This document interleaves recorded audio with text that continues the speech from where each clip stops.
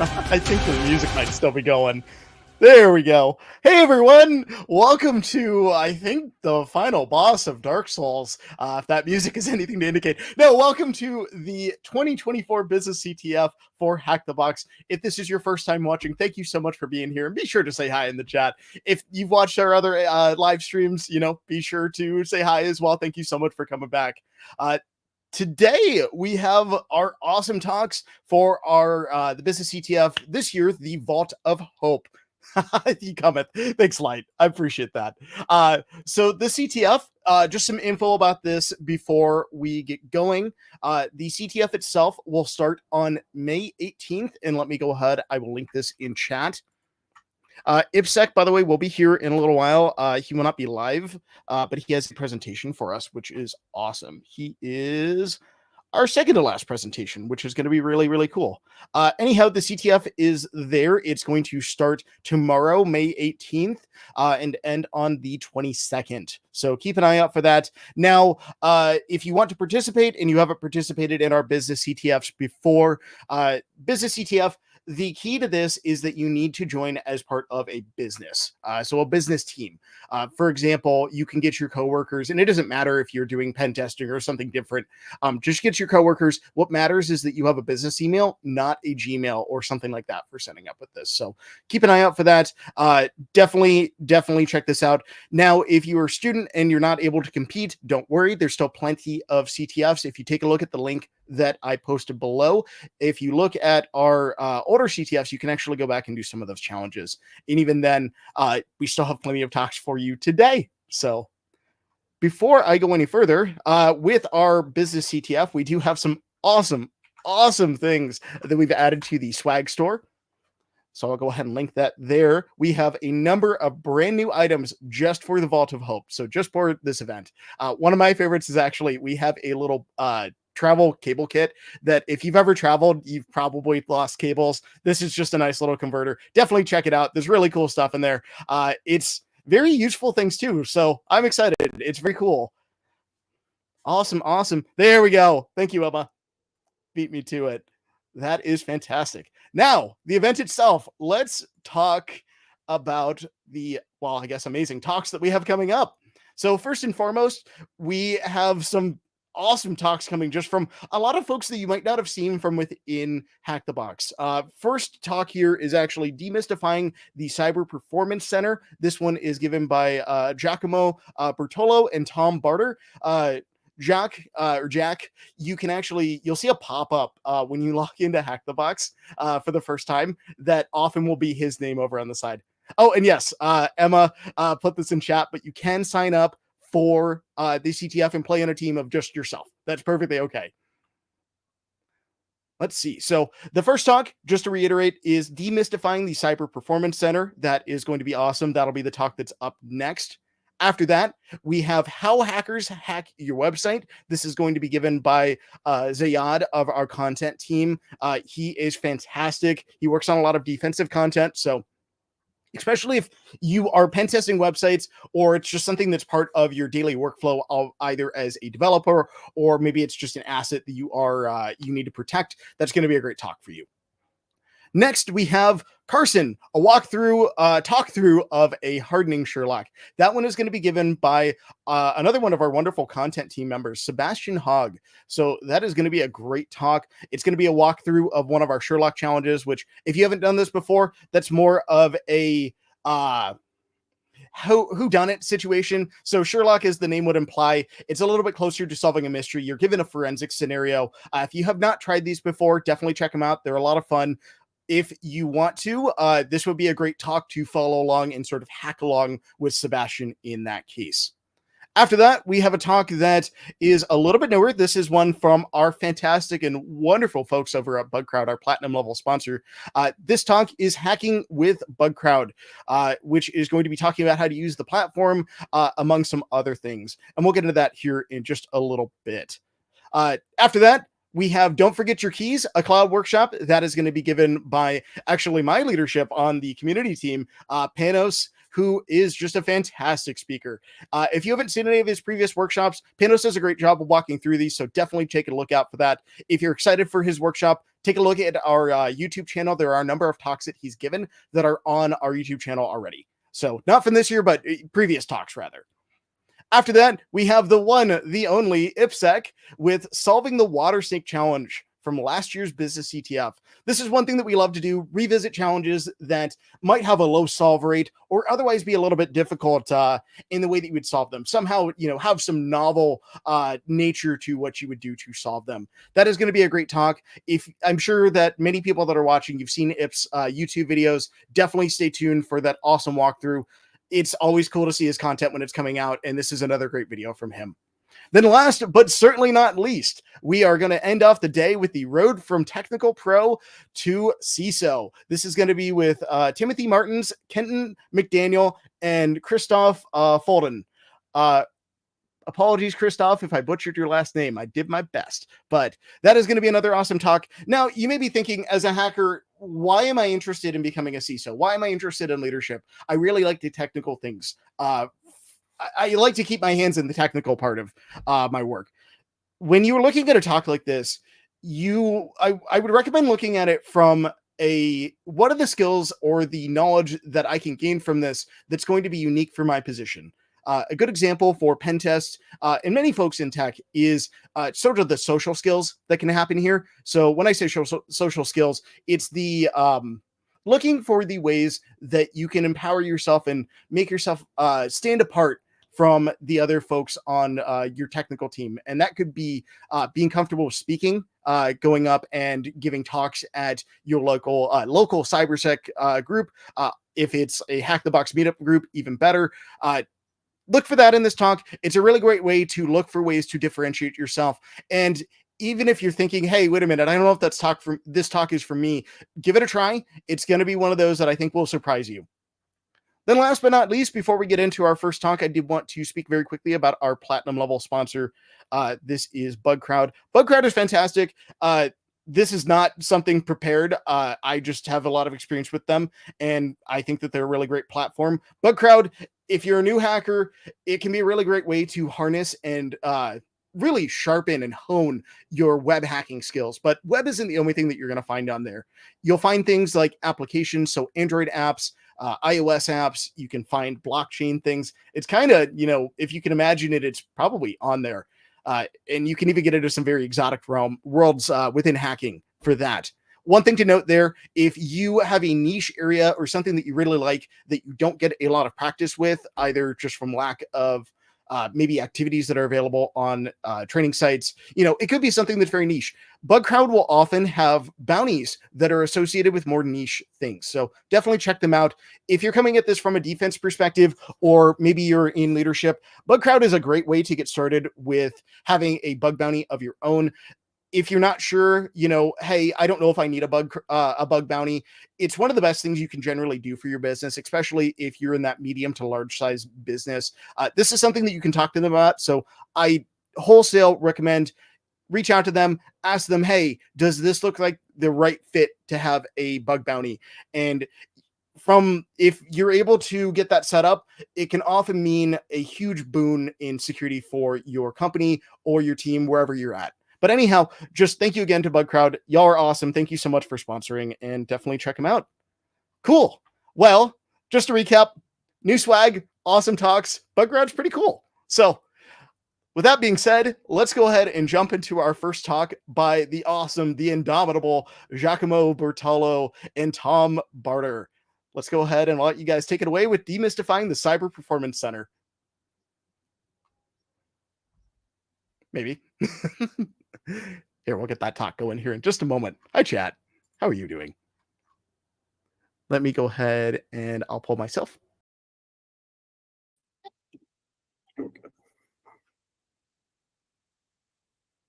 Hi, and welcome to Demystifying the Cyber Performance Center with me, Tom Barter. And Giacomo Bertolo, you can call me Old Jack. I'm the head of product marketing here at Hack the Box. Thanks for joining us, Jack. Let's get into it. So, a really interesting stat here is that, yes, of course, 40% of any enterprise security budget is spent on its people. But what does that mean? Is that salaries? Is that training? Well, actually, it's everything.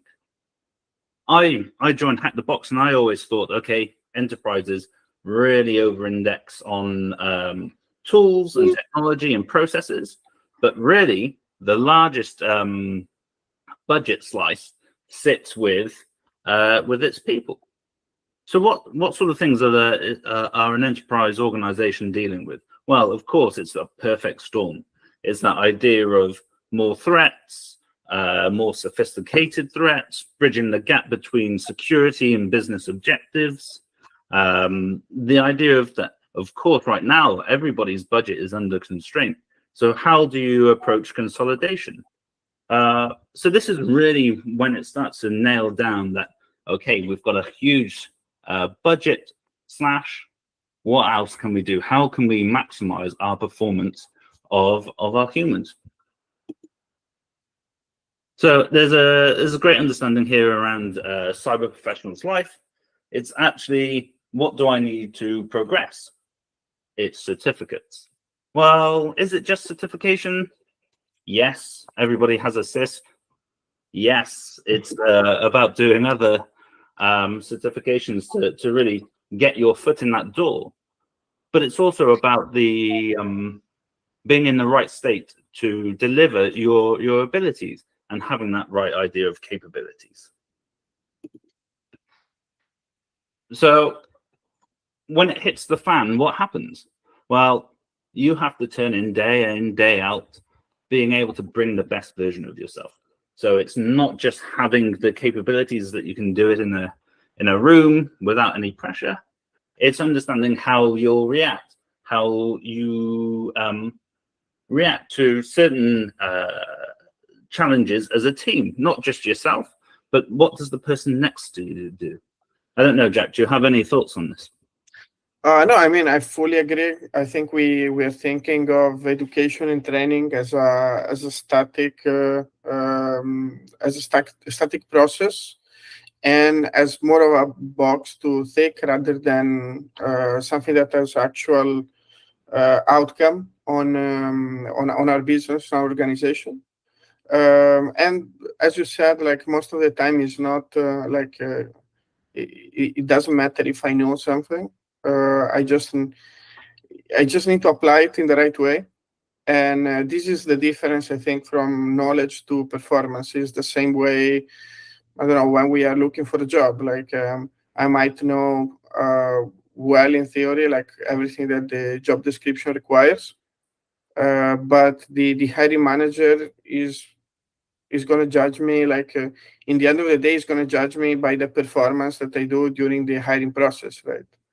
Or if we want to take it out of business, like an athlete, right? Like I can break the world record during training, like several times, but then when it's the matter of running the 100 meters competition on the Olympics, I don't perform well and I just lose the medal. So that's I think super relevant for all cyber professionals today. Yeah, absolutely. It's very much like, I always hark it back to you said about sports performances. I say Sully Sullenberger, who landed successfully in the Hudson. That the ability of a pilot to train. Everybody knows that they train. They do simulations. They do hands-on training. They're always keeping up to date with the latest industry trends and the latest technology. But then, when that moment comes, it's actually being able to bring that plane in safely. And so that's really what I see the next step being. It's really about performing and being able to do it on the day. Yeah, and that's what we did at Hack the Box, right, Tom? So yeah. Basically, we worked in the last months really hard all together to align the product offering that Hack the Box provides to this need, to this performance need. We think as Hack the Box as a cyber performance center rather than just another upskilling platform. Upskilling, of course, it's not going to go away. it's just going to become only one of the things that we provide to individuals and businesses, or even educational institutions, government agencies, anything.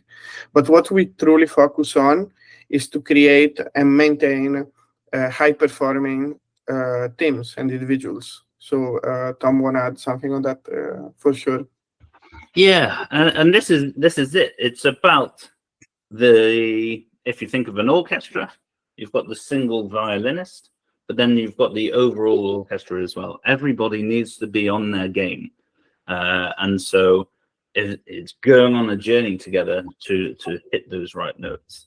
But how do you do that? Well, I think let's jump in. Let's go. Yes, let's go in. So we want to provide a full 360 journey to unlock a team full cybersecurity performance. Right. It's not just a matter of doing a CTF. It's not a matter of doing a certification or achieving a completion of a very advanced lab that we have a lot of them.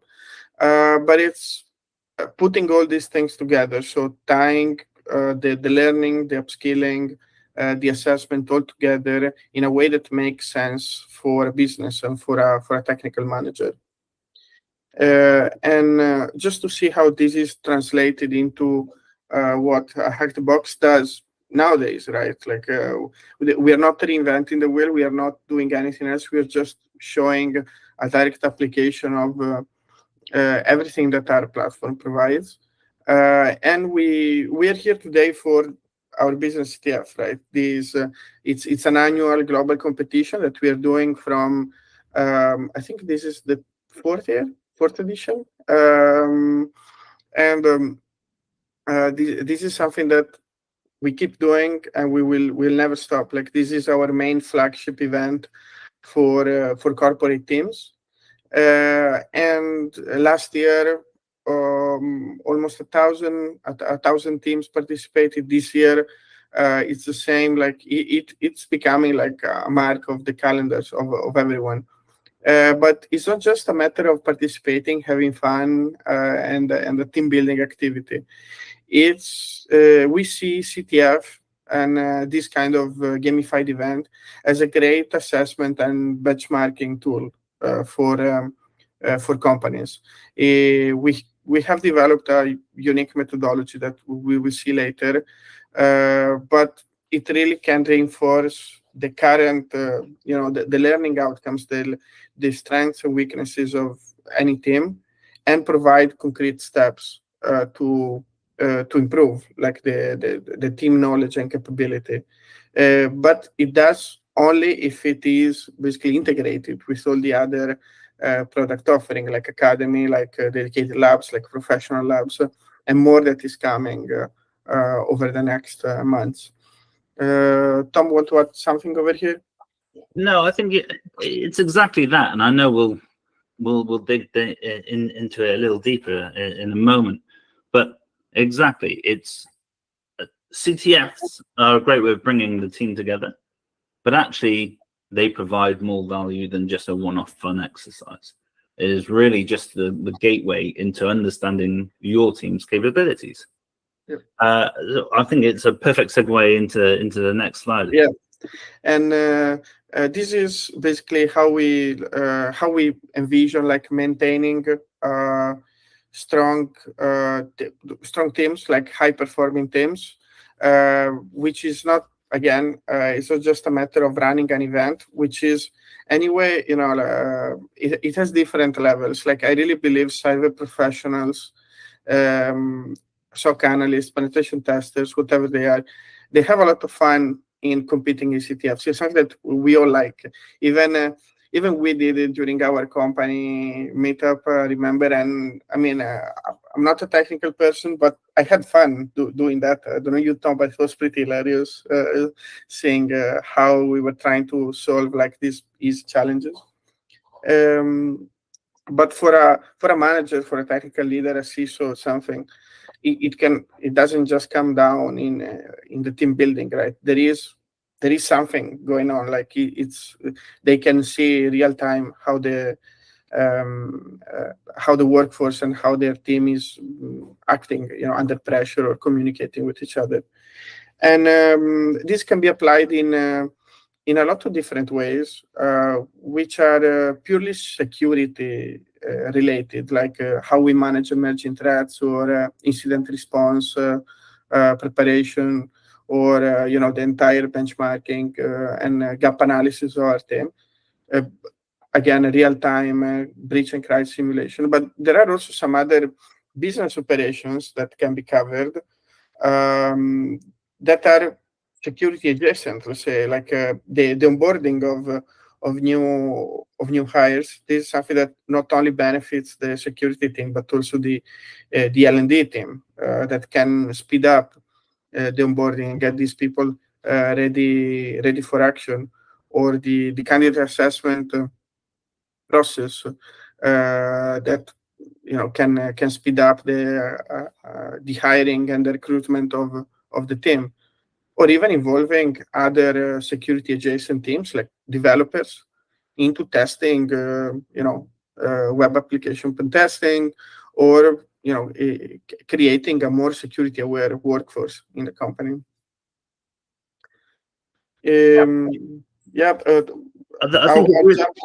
Go.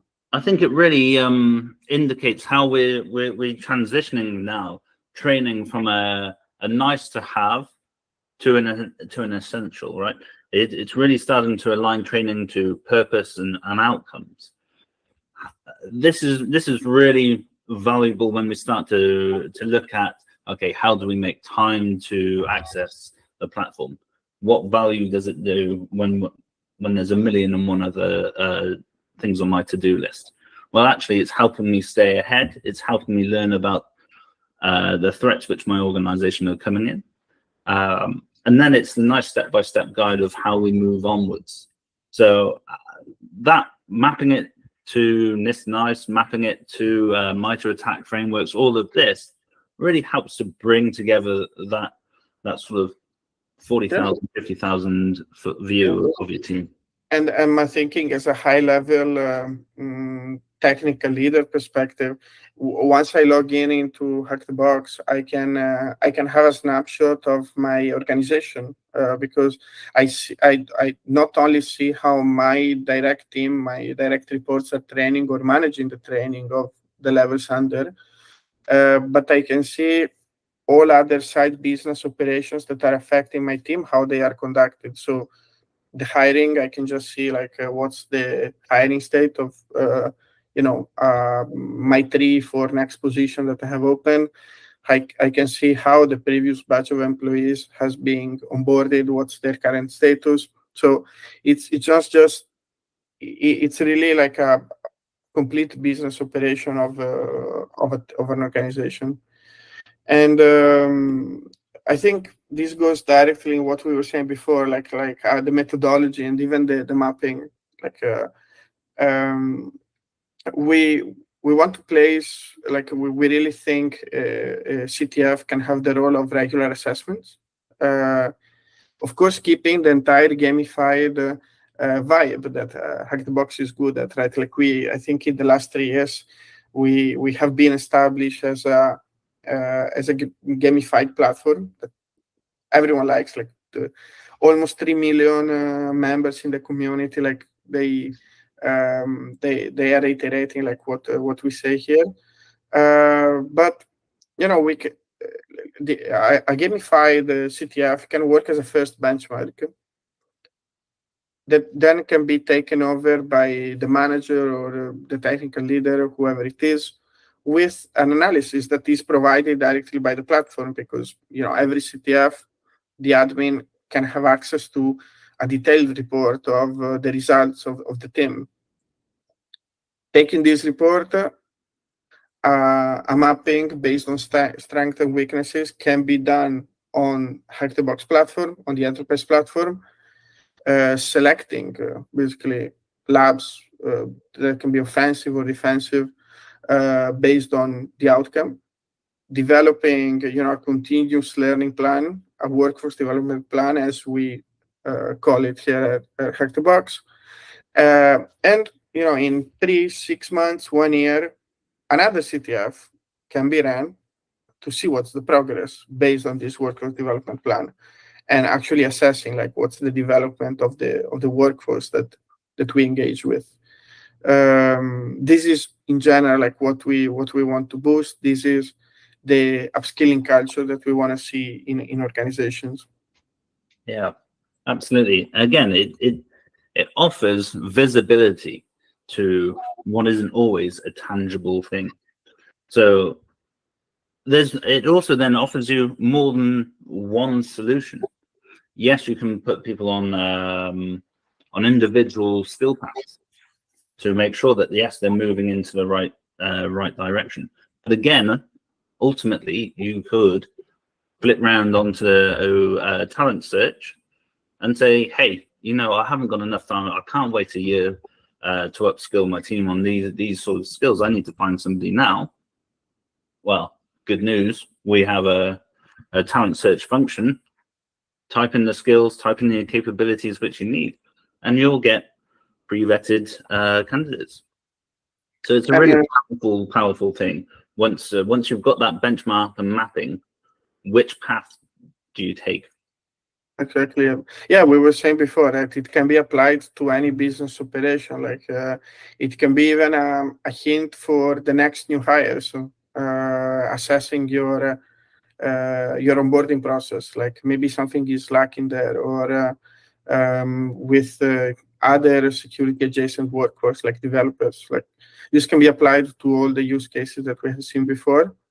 And I have an advice for all the people that are watching, for all the people that are participating to this business CTF, like to take it seriously, because this becomes this becomes a free benchmarking CTF for you. So you're just participating for free to a fun event. It's going to be super fun for sure. But in the end of the day, it can work as a free benchmarking, a free assessment of your security organization. And my suggestion is give the best and then take the results and go back to your team or to your manager to see what's after. 100%. So with that in mind, how do you take it from skills to actual performance? That's a great question, Tom. Thank you for the assist. No, like as we said before, we want to be. We can debate if we are already or not, okay? But we for sure want to be a performance-first platform. We want to improve skills of individuals and teams for sure, but we want to see these skills translated into actual performance. So we are working with our in-platform reporting, but also with guides and templates that we will provide to technical leaders and managers to translate how basically our labs directly improve security metrics. For example, with machines and Sherlocks, which are our offensive and defensive labs. They provide an offensive and a defensive view on the same vulnerability. Okay, so the two teams in an organization can try the same attack paths from the different perspective and see what the adversarial or what the malicious actors can basically conduct the infrastructure. In that way, they can start implementing proactive and predictive security strategies, and this also makes them quantify the risk into real dollars for mitigation strategies. So we're going to release a lot of cool content about it. So keep an eye on generally our social media or our blog, because there will be like concrete examples on how this can be done with our available labs. Just touching on the blue content a little bit. Now, how many blue challenges, blue labs do we have? I think we touched 50 defensive labs last month. We have some more coming in, so we are around 60 defensive labs, which it's a great selection. Also, based on CVs and based even on real case scenarios. So we basically reproduced real cyber attacks on the defensive labs, like with the real timestamps of these cyber attacks. So it's a great it's a really a real world simulation. Like realism is, I think, one of the main selling points and value proposition that we try to put on defensive labs. Brilliant. And it really indicates how we're transforming Hack the Box into something for the full security organization. Yes, we're strong in with pen testers, but now we've got content, and it's starting to really rack up. We've got a lot of content for a lot of other segments within the security team. So yeah. I'm loving it right now. Oh yeah, I think especially combining the two, I think it's the secret for success. Like combining the two teams, combining the two different kind of labs for a full purple team view. That's the way that can have actually real impact on the business. Brilliant. And that's I think the last. Taking my suggestion before, this is the last call to action that we want to give to all the people here joining the event is again, take it seriously. This is your chance to have a good evaluation of where you currently stand as a cyber team. After this event, we will conduct as usual our exclusive research on cyber attack readiness, and the report will be released. This is our annual report following the business CTF results that usually has been published a couple of months after. In the meantime, I suggest going and download the 2023 report, because it can give already like great insights. But what's important here is that we are providing a benchmark for different industries that are going from healthcare to consulting to manufacturing, based on the actual performance in the business CTF, and it can be a great way to see where you actually stand. Like also based on the challenge category, are you actually managing to tackle the latest technologies like crypto, binary exploitation, like blockchain, especially? Like, are you actually still catching up with that, or you're ready to do that? This report is actually giving a good answer and a good overview on where the market and the different industries stand. Brilliant. Well, I think that leaves us to wrap up and say good luck, everybody. We've got 5 days to capture all the flags. Go get it. Really good luck to everyone, and I'm sure you're going to enjoy playing and having fun on the business CTF all together. Hope you have your pizza ready for delivery. Okay. Thank you, Tom. Thanks, Jack. Right. Awesome. Hey, everyone. Welcome back. I hope everyone enjoyed that awesome talk by Jack and Tom. Next, we have how cyber attacks can ruin your business. I said that incorrectly. The title's been updated. I apologize, Zayad, for that. This talk, just to reiterate, is how cyber attackers ruin your business. This is by Zayad Al-Madani. It's going to be an awesome talk. This is a really good talk that it's one that you can take it and show your leadership, your manager, and say, hey, this is why we should be concerned. This is why I need this training. it's a really great demonstration talk. It really shows you, what exactly can happen, what the impact of an attack is, and I'm really excited for it. It's a great video that even stands alone outside of this context of the presentation of the business CTF as just something that it's almost utilitarian in that you can take it and use it for these other applications. Let's see. Now, one quick last thing before we get into our talk.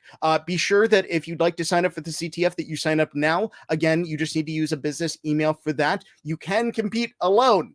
That's perfectly okay. And in fact, if you're competing alone, that's one of the best ways to really test your own skills because you're relying on yourself in that way. It can really help you challenge yourself in your own research and challenge what you know and what areas you might need to improve. So that being said, be sure to take a look out for that. I'll go ahead and post the registration link in chat again here in just a minute. Just a reminder, of course, that that starts tomorrow. And let's go ahead with that being said and move into our next talk. Hey everyone, and welcome to this year's Business CTF of 2024. In this talk, I'll talk about how cyber attacks can ruin your business. I'll talk about how cyber attacks on your website can look like and what kind of damage they can bring on your business. Website attacks can take many forms like defacement attacks, leaking and stealing your customers' data, and even taking full control of the backend server of your websites. Some may say that I only have a small business and I don't really care about securing my website, but be assured that all websites can be attacked and are vulnerable. And in fact, all of this can lead to devastating consequences on your website, on your business, and on your reputation. Luckily, today we have advanced and streamlined training that makes securing your website much more approachable. Now, let's start with defacement attacks.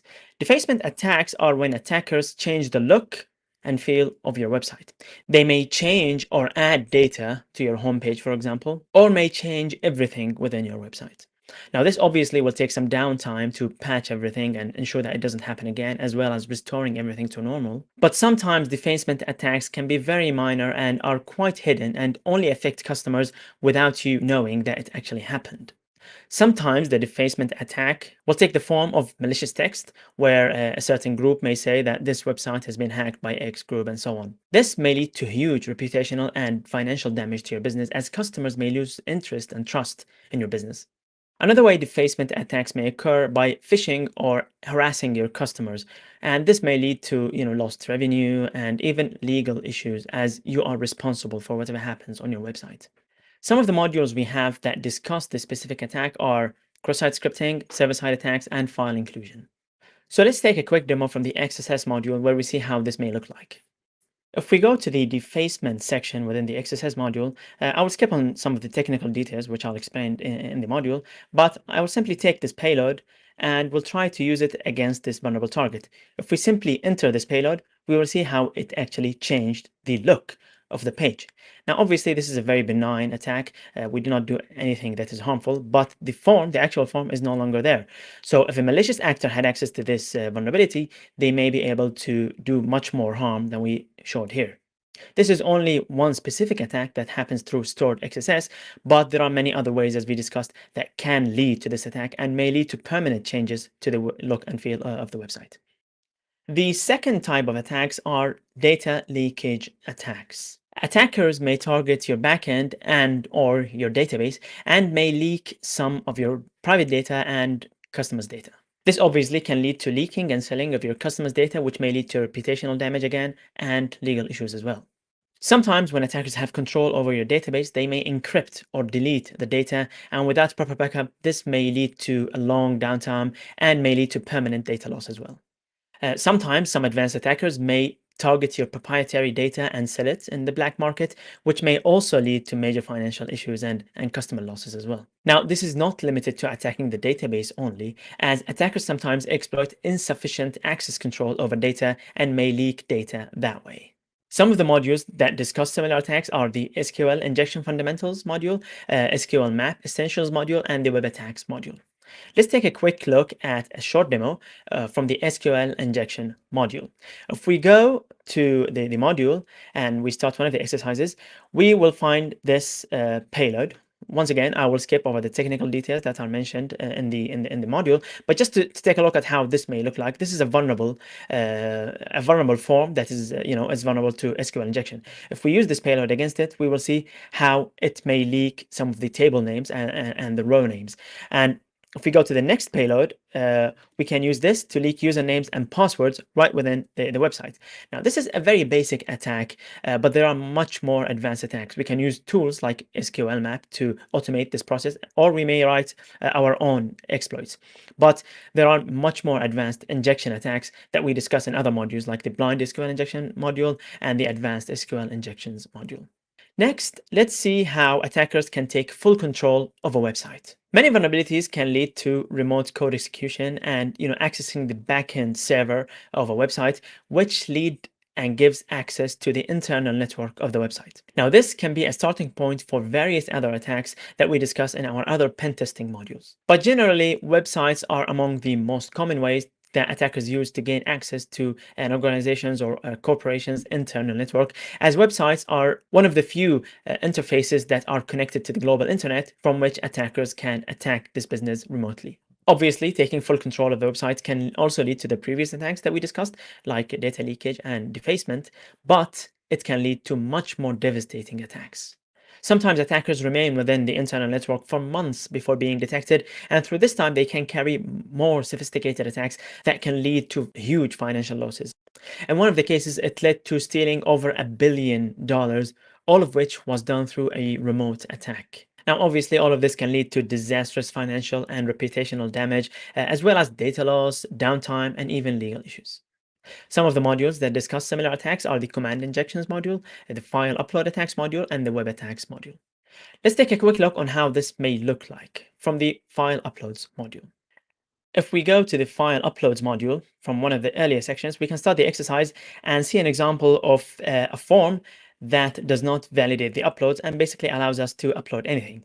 Now, in this case, we can upload a web shell, which basically gives us a remote shell over the website.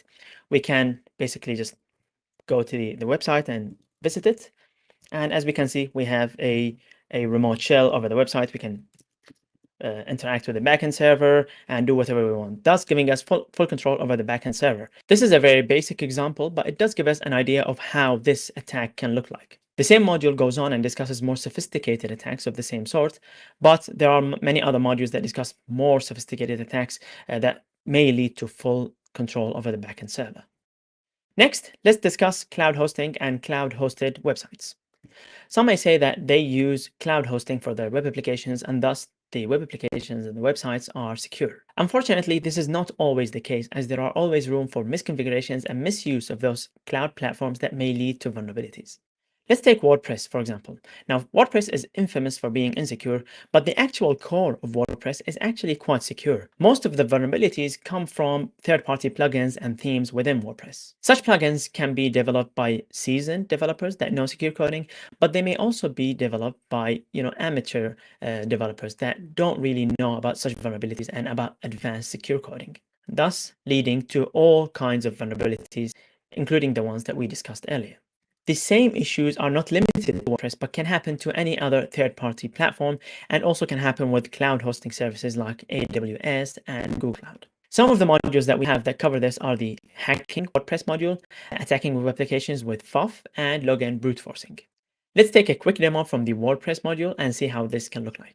Let's go to the Hacking WordPress module in the Exploiting a Vulnerable Plugin section. And this section has an exercise with a WordPress instance that has a vulnerable plugin. We can use tools to identify the different plugins being used in this instance, and then we can research those plugins and see which ones are vulnerable. In this case, the vulnerable plugin is shown here. We can simply, just to demonstrate that it is vulnerable, we can simply copy this payload and use it with the website. As we can see, this is just a WordPress website.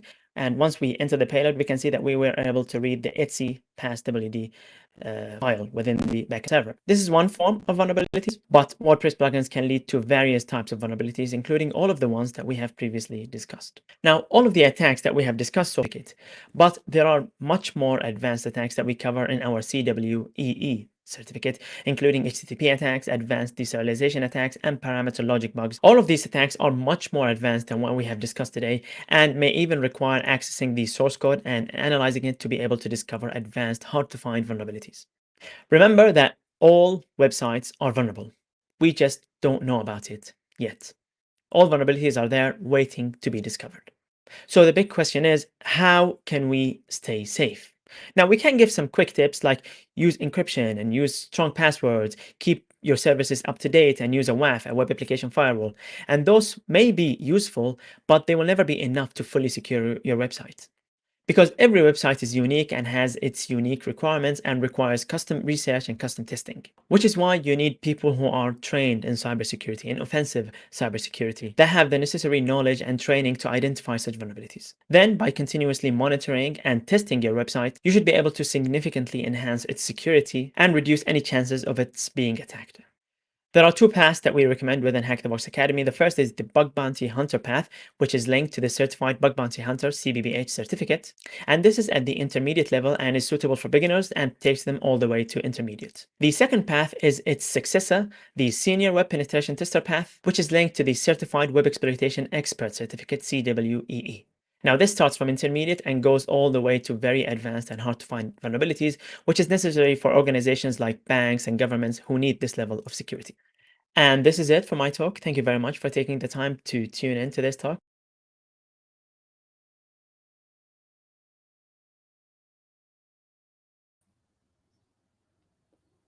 There we go. Hello, everyone. Welcome back. Thank you so much for tuning in for our last talk. Here, 1 second. Let me pull that up. Why did I lose my page?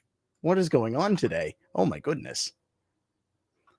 Thank you so much for those who are in chat hanging out. Awesome talk by Ziad, how cyber attackers can ruin your business.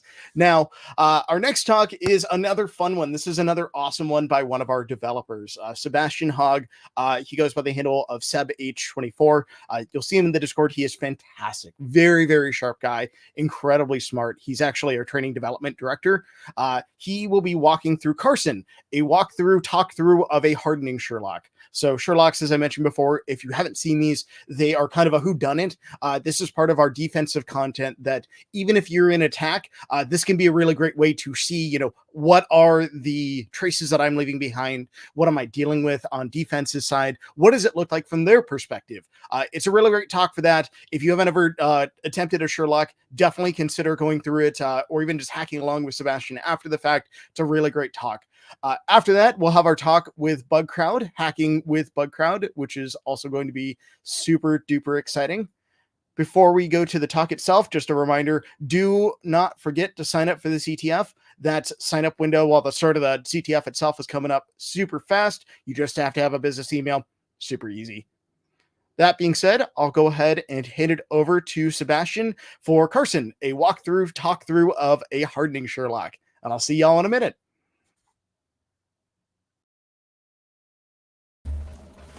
Okay, good morning, good afternoon, good evening, wherever you are in the world. Hopefully you're all enjoying Business CTF talks so far, and good luck in the CTF that's taking place in the very near future. My talk, I'm SebH24, Defensive Content Lead here at Hack the Box, and what I'll be talking through is an exclusive piece of content within the enterprise platform, a Sherlock called Carson, which is the first of its kind for us. And it's a talk through of what we call a hardening Sherlock. What does that mean? Essentially, that means that we're going beyond just the analysis, and we're actually putting in place an element of a patch of some description to try and remedy a vulnerability that is in place on the host that we are actually investigating. So without further ado, let's jump straight into the enterprise platform. So you can see what you have here. Anyone who's not played Sherlock, it's very similar to, I guess, what you could say from a question format of guided mode, except this isn't guided. We're asking questions. They are essentially the flags as part of this. In every Sherlock, as I've just explained in previous talks, you have a scenario. In this specific Sherlock, we have an IP address, but there's also Sherlocks where they are downloadables. And we are given the credentials to the Sherlock. So unlike a machine, we don't have to compromise that host. Instead, we're given credentials of a D4 account to access the actual compromised host here. As per any Sherlock, the first thing I would always do is read and digest the scenario. So you can see here, as a digital forensic investigator, we receive a distress call from a client who operates a website using the Web Butler software suite. Once again, that's something I would take note of immediately. So I've got my remarkable in front of me, and that is something that I will note down. So Web Butler, as I believe that is probably something quite important. Once again, the client reports they're unable to log into the web interface to make modifications to their website. So there's obviously an access issue here, potentially not serving customers as required. They're concerned about a potential security breach. They seek our expertise to investigate the issue and restore access to their system. Okay, so once again, we can see here immediately what we need to do now is actually SSH onto the host itself from our host. In this scenario today, I'm using Pwnbox, which is available to anyone in the enterprise platform, and I believe also the community. Pwnbox essentially enables us to use our browser to potentially access the host. Essentially, it's just a parrot VM that's forked with a set of tools that can be utilized in CTFs, Sherlocks, or even machines. So we'll copy our IP address here, and we will just SSH using the DFA account onto the host itself with the password hack the blue.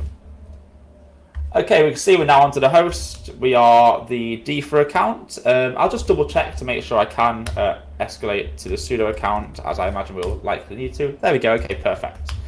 The first thing I'll do, as well as that, is just also browse to the website and see what's running on the actual port. So you can see Web Butler is running on port 80 as expected. I guess the question we have right now is what is it? Nginx? Is it Apache that's running that? We can actually check that by looking at our process list. So once again, we see it's Apache 2. What that means is we'll likely have a set of logs within the var log, and you can see Apache 2.logs. Now I expect these are our access logs in here, and it's likely if we run cat access log and then we pipe that into a tail -n1, what we can see here is obviously some recent access logs that have occurred. So once again, this looks like a Web Butler sort of software suite in terms of looking at the access logs. What we'll also confirm is just the potential installation location, which would usually be var www. And we can see within that we have HTML. We'll double check in there. There's nothing in there. So let's check the public directory.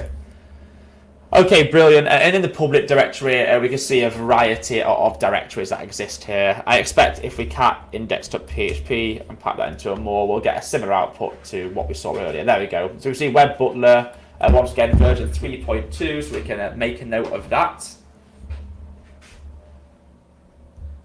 3.2, copyright 2008, 2016. So this looks like quite an out-of-date version of Web Butler from the off. Okay, brilliant. So now we've done a little bit of sort of poking around, trying to get an understanding of the artifacts we are looking at, which I expect to be access logs for the most part. And then we'll have a look at, I guess, the question sets that we're provided with. And the question sets are, what is the name of the web shell deployed? Okay. What encoding did the attacker use to obfuscate the web shell? What time did the attacker upload the web shell? What is the user agent of the attacker? What is the IP address of the attacker? What you'll notice is the questions are really formed around the sort of W's, the what, where, when, essentially. And then there's additionally how. How did it happen is what we really want to know. And finally, please patch and harden the host and enter the flag here. So there's a patching element of this. And then we can see the attacker changed the password for the web app. What did they change the password to? Okay. So I tend to not directly try and answer the questions and first try and pick up some breadcrumbs on the actual host itself.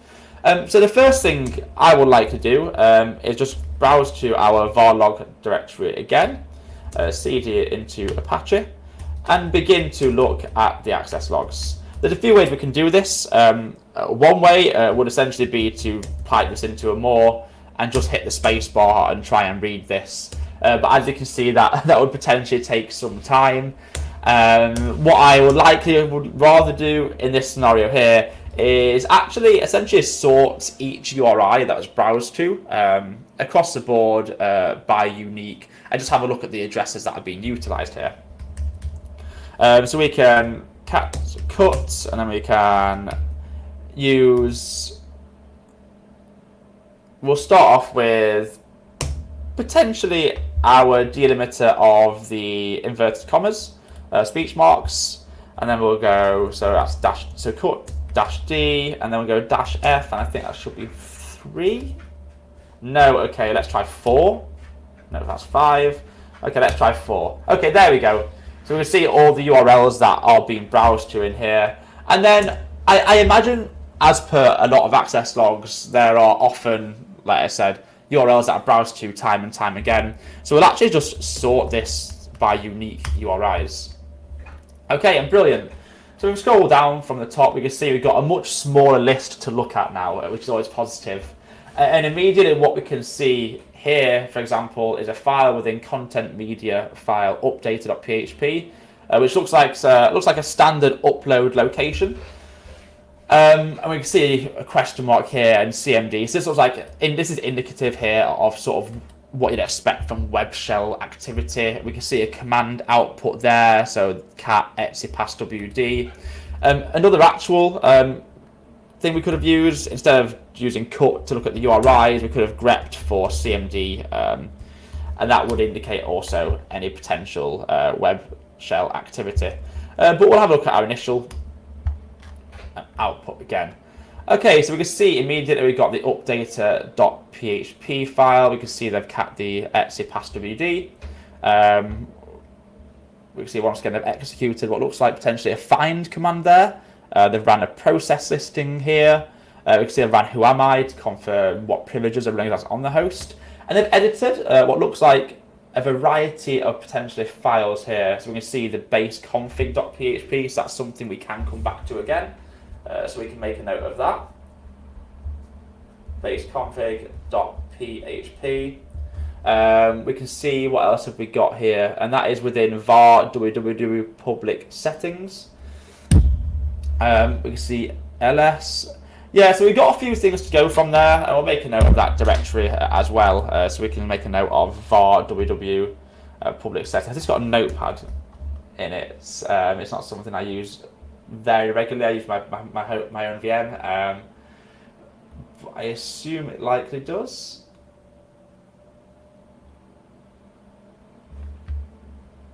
Okay, so I found Pluma, which is how a notepad, we'll use it as a notepad and sort of note taking as part of this.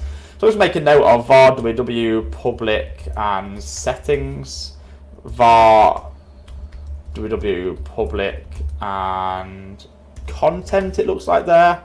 And then make a note of the file base config.php, as we believe it looks like it's potentially being a web shell used by a threat actor that's accessed that. And we'll also, whilst we're here, make a note of the content media file location. So var, so content media and file, and then updater.php. What we'll do just immediately is have a look at our updater.php file. So let's browse into var www and then public again. And then we can go to content, media, file, and have a look within there. We can see there's an update.php file. So let's just cat that update.php file. And we can see here it looks like what is essentially a large base64 encoded string. So it's like that this is some type of web shell.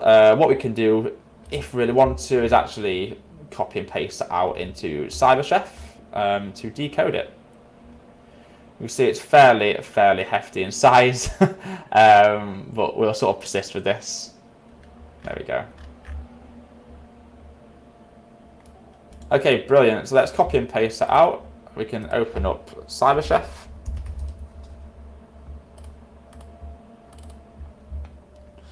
And we just drop that into here to have a look at what that is. Okay, we see there's not much pulled from that. But that's okay, we can head back in, and what we can tell immediately is that base64 encoding was utilized, and we actually can answer a question from within that. So let's go back into our enterprise platform, And we can confirm that base 64 encoding was used to obfuscate that web shell. Now, there's no question going into the actual deobfuscation of that web shell, and I likely don't have the time to delve into that today with the time of the talk that we have. And if I do have time at the end, we can look at that. Okay, brilliant. It asks also what is the user agent of the attacker and what's the IP address. I believe these are things that we can additionally likely confirm from that. If we just cat our access log file again.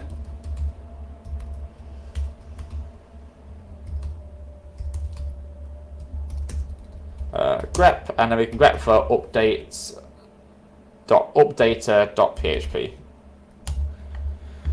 Okay, so we see 3.1.252.12.173, and I'd quite like to know when this was first actually seen within the access logs. So we can see here 14th of February 2024, 14th Feb 2024 at 12:17:44 UTC. Okay, so you see we're making a note of things that are of interest to us as it stands. And once again, we'll double check to see if this IP address is the correct IP address in the actual platform, and see if we got that question correct. Okay, brilliant. So we now know the IP address of the attacker, and we can come back into this, and we can also confirm the user agent utilized by the attacker here. And the reason this is a question we ask is that the attacker may use a user agent that's unique. We'd like to know the IP address, and it's highly likely that within a wider SOC environment, you might actually perform some type of hunt for that specific user agent string across a variety of assets if it is fairly unique to the attacker. You can also compare it to user agent strings that you see regularly from, for example, internal hosts within your organization. So once again, that's the reason we ask questions that are sort of broached around that topic. Okay, now let's double check to make sure our user agent string is correct, and that seems to be wrong unusually, so that's an incorrect answer, but let's double check that again. Okay, yes, so as it stands, that is wrong. I'm currently unsure why, but what we'll delve into now is I'd like to investigate how this web shell actually arrived on the host itself. So what I'm going to look for now is any indicator of potential upload activity. There's a variety of ways we can do this. Often when people have an upload feature on a website, there's often either an upload.php or a sort of upload function that they have that you can see within the URIs. So what I'll actually do is just grep for the word upload and see if we can find anything that would indicate that. So we can see here there's an upload feature within the admin browser index.php. So that uploads a new file, type, file, and actual folder. So we can see here from the same attacker's IP address, which we've obviously detailed here, that the attacker has actually uploaded a web shell called c99.php at 12:17. So I guess let's compare that time. So let's actually make a note of that within our actual log itself. So once again, we got 14th-February-2024, 12:17:32, and that does fall within a similar time period of our actual initial traffic itself. You can see that the file name is c99.php. Okay, let's just grep for any potential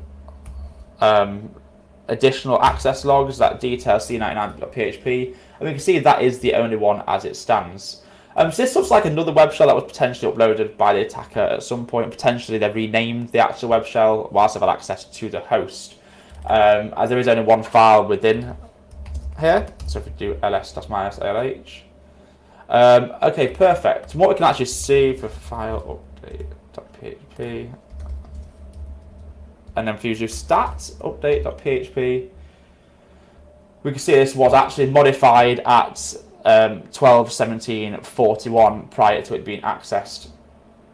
Okay, brilliant. So once again, this fits in within the sort of time period that we have here, and what we can now detail is that our initial web shell that was likely deployed by the attacker was called C99 in fact. So that is good news for us, and we can confirm that now. Interestingly, I believe it looks like Web Butler likely defaults the upload of files to content media file. So we see that here now, which makes a lot of sense. Okay, what I'd like to do now is just delve into how we'd actually potentially harden this. Had this been a real life incident, what we'd like to do is take a note of the MD5 sum of update.php. We could potentially look at that within VirusTotal to see if it's been indicated elsewhere.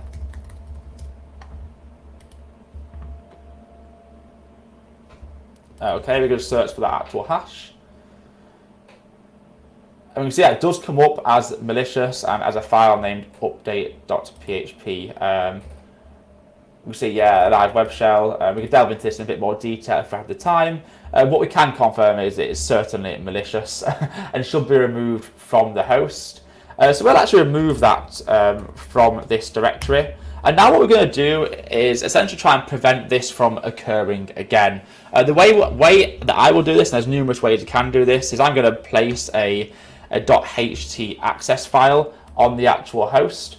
And essentially the reason for that is this ht access file can instruct the Apache server itself to deny access to all files with a specific extension. So what we're going to do is just nano.ht access. And we're going to hit files, and then we can do all files with a PHP extension.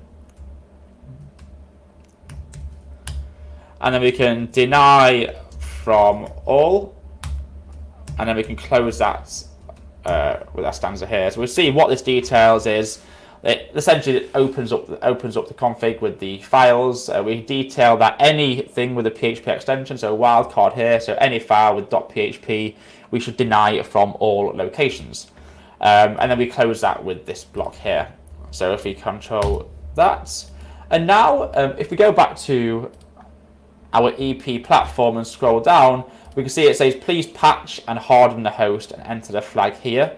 And it tells us we can cat dev verify to obtain the host flag. So at this stage, we've removed the uploaded web shell. We've added the .ht access, and we'll confirm that it does exist there. And now what we're going to do is cat dev verify. Okay, brilliant. And what we can see here is that we've actually managed to retrieve the flag from this host. So we go back to our EP platform now and just enter our flag there. So we can see we're actually a fair way through now. And what we can also confirm from earlier is the time the attacker uploaded the web shell in UTC. And it looks like here the time is 12:17:32 on the 14th of February. So we go 14/02/2024 12:17:32, and that is actually correct. And we can also confirm the potential user agent that the attacker utilized, which should exist here. And we'll copy and paste that out. And that is also correct. So at this stage, we only have one more question left over to essentially try and figure out at this point. And I would see we've been kicked off the host because we answered and retrieved the flag. That's okay. We can just SSH back into this actual asset. And we can start to look at essentially what is the password that was changed by the attacker. Now, remember earlier we detailed in our notes that the base config.php was actually edited. That sounds like probably a nice location for a password to exist. So what we'll actually do is navigate into our public setting directory. We'll have a look in there, and we can look in base config.php, and we scroll, we can see a password that exists here. Now that password looks like an MD5 sum of some description. Now within Web Butler, if we look at within our global vars.php, what we can actually locate within here is that the password itself is broken down into, so it's the salt key, so it's actually a salted password. So we have salt key 1 dot the relevant password, and then salt key 2, and it's an MD5 sum of that here. So we see here that we have salt key 1 and 2.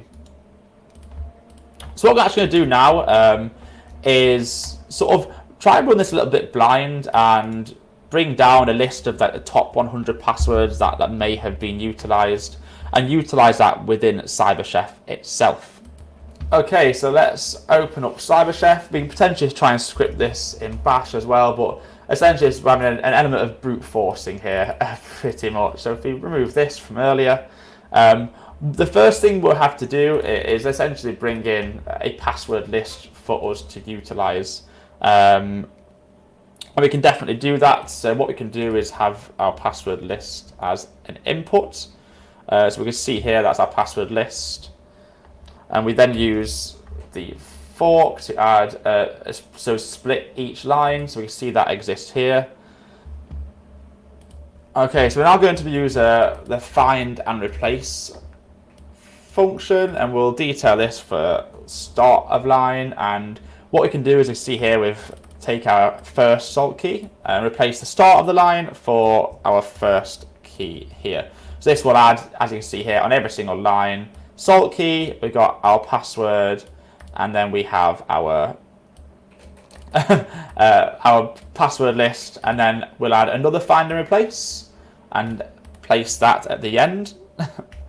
So that is our dollar within regex, and detail our second salt key here. So we can now see that what we essentially have is this. And now what we can do is basically place that all within, take an MD5 sum of all of that.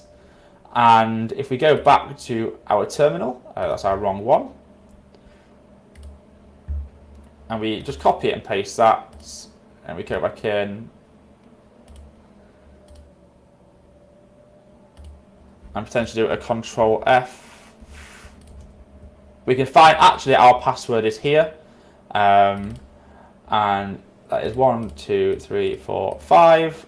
1, 2, 3, 4, 5 lines down. So it's likely that our password is in fact password. So the threat actor did not set a secure password for that.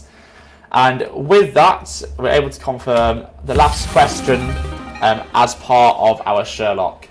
Please, I recommend you play through this Sherlock. It's the first of its kind within hardening, and we'll be hoping to bring more out over the coming year. So thank you very much for your time. I think I finished this a minute early, which is unusual for myself. Oh, there we go. I guess the recording wrapped up a little early, but hey, that is a-okay. That was an awesome talk by Zayad. Again, all these talks will be on YouTube after the fact. In fact, I'll post a link to our YouTube channel and where those will be at just at the end of the live stream. Up next, we have an awesome talk by our wonderful folks and actually our platinum sponsors, Bugcrowd. This is going to be Hacking with Bugcrowd by Brandon Reynolds, independent security researcher. It's going to be an awesome talk. This is a great one for really, honestly, all audiences, just because it's something that if you haven't done a lot of bug bounty, it can be really great just to see how these people, for lack of a better term, cook and work. It can be really enlightening, and it can also help you find ways to improve yourself as a pen tester. That being said, just as a quick reminder, we have all of our awesome swag on the Hack the Box store. I'll go ahead and post a link to that in chat. There is a bundle discount, so you get a 50% discount if you purchase everything. There is a bundle for the Vault of Hope, and I can promise you all these things are super nice. One of the things that I'm always blown away with our swag is the time and effort that we put into making sure that it's actually nice. Like the shirt that I'm wearing, this is a nice weight, and it really makes it feel like something that's going to last. So definitely check it out. As much as I've not been told what to say to talk that up, this is just my personal experience, and I really like the things that we pick out. So definitely take a look. 15%, just to make that clear. That is a 15% discount. If I said 50, that is wrong. It is 15%, which is still a great deal. Anyhow, let's go ahead and get into our next talk. This is going to be Hacking with Bugcrowd by Brandon Reynolds. And go ahead and take it away, Brandon. Hi, everyone. My name is Brandon Reynolds, and I am a part-time security researcher here with Bugcrowd. This is something that I do in my spare time. I have a normal 9 to 5, but I also spend a great deal of time researching hardware, software, and embedded devices. Embedded devices are really my forte and kind of where I focus a lot of my time. Um, they are just so much fun, whether it's an ATM machine down to your simple router. Uh, Getting the opportunity to dive in and just unravel what makes these things tick is a great deal of fun. And Bugcrowd allows me to do that. They have such a variety of different customers and technology available for you to audit and go through and review. It's just enormous. Um, so the real skill comes in when you're trying to find what platform to really work with, what customer, what technology. And that's what I'm here to talk to you guys today about. I'm going to help you step through some of the basics of Bugcrowd, but I'm also going to show you some of the more interesting aspects that let you find those key programs or technologies that will really help you in your career of bug bounty hunting. When I first got into bug bounty hunting, I had a great deal of issue trying to track down what it is I really wanted to focus on. I knew I loved embedded technology, but there really wasn't a whole lot out there to offer across the variety of platforms. So I kind of just stuck with what I had at my home, improved my skills and kept looking. Eventually I found Bugcrowd, and a variety of the things I was already looking at had programs available. So I signed up, and here I am today. So let's start getting into that path. Let's start diving into what it takes to join Bugcrowd and show you some of those interesting features that might help you on your journey. When you first sign up for Bugcrowd, they're going to ask you a variety of questions. They're going to ask you, are you a beginner, skilled, a professional, and what are your interests? And as you go through these questions, it's going to kind of choose a path for you and kind of align you with the different programs that it feels might help you. So what I've done today is set up a new account, and we will do the same thing. So here you can see I'm started onboarding with Bugcrowd, and we're just going to choose skilled, and we'll choose I'm a security researcher. And here we're going to get a variety of questions. What are we skilled in? Is it reconnaissance? Is it cryptography, pen testing? There's so many different areas that it's impossible to ask every one, but they're going to ask the important ones. So we'll say reconnaissance, and we don't write code very often anymore, so we'll skip that. Binary analysis, that's definitely going to be needed.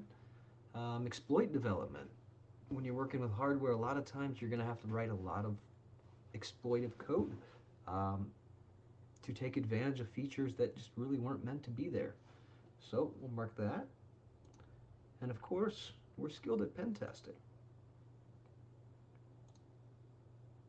Once we do so, we're going to be granted with a variety of different programs that they currently have publicly available. Now these programs, these are just what's available to the general public. As you begin your journey through Bugcrowd, you will see that you'll start getting invites to other programs. Maybe they are 5-person programs that they felt you were a good fit for based on prior submissions. Maybe they'd be live bug bashes out in Vegas.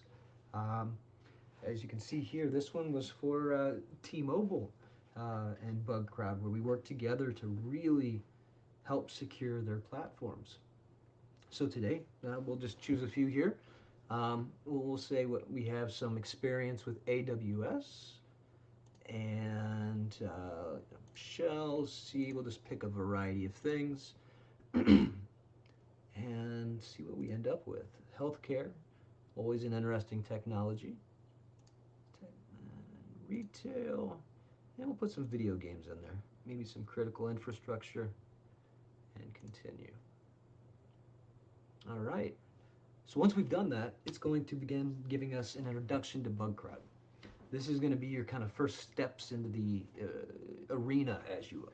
So you can sit here and you go through the videos, the onboarding manual, all the different features they give you to get you set up as a successful pen tester.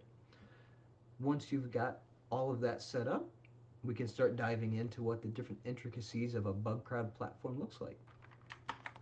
All right, so we're back at our introduction to Bugcrowd. As we mentioned before, we've got some different knowledge articles, knowledge bases, documentation, onboarding manuals, all sorts of really interesting and available stuff to us. We also have our profile. So we can come in here and we can actually update this to say, you know, who we are, what we like to do, to give not only Bugcrowd but other interested parties what our interests are. Where do we like to spend our time? How much time do we have available? This is also where you would potentially verify your profile if you were going to be working on some more sensitive material. So starting there, you would fill this out, and we'll just add a few things here and be on our way. We'll just say that we love Bugcrowd, and we'll update our profile. All right, so going backwards here, back to our introduction, we have the onboarding manual, researcher documentation, VRT. That is something that you're really going to want to learn. That is basically the vulnerability rating taxonomy. So what that is it's used to judge based on your vulnerability what the criticality of it is. So is it something that's, you know, not so dangerous that it's going to potentially harm anybody? Is it just going to leak maybe some information, maybe give you an advantage over others over certain situations? Or is it something extremely serious where you could potentially take over a device or thousands of devices, specifically in the critical infrastructure sector? If we're looking at a medical device and it's got a VRT rating of something like 8, 9, you know, you're looking at something that maybe is remotely accessible, can be modified, adjusted, could potentially hurt people. All the way down to your average, you know, missing request headers, things like that. So we'll keep on going here. You will find that Bugcrowd has given a lot of thought and time into how they present their information. So you're going to have everything from videos like this to videos from really skilled hackers and researchers out there that like to share their information. The Level Up program is one that I love myself to watch. It gives me an opportunity to see some of my fellow peers and kind of how they go about their day-to-day.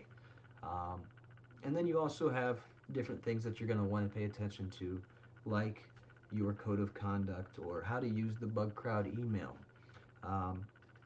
When we get into actual programs, you'll also want to pay attention to scope and different guidelines that you have there to make sure that you're not straying outside the boundaries.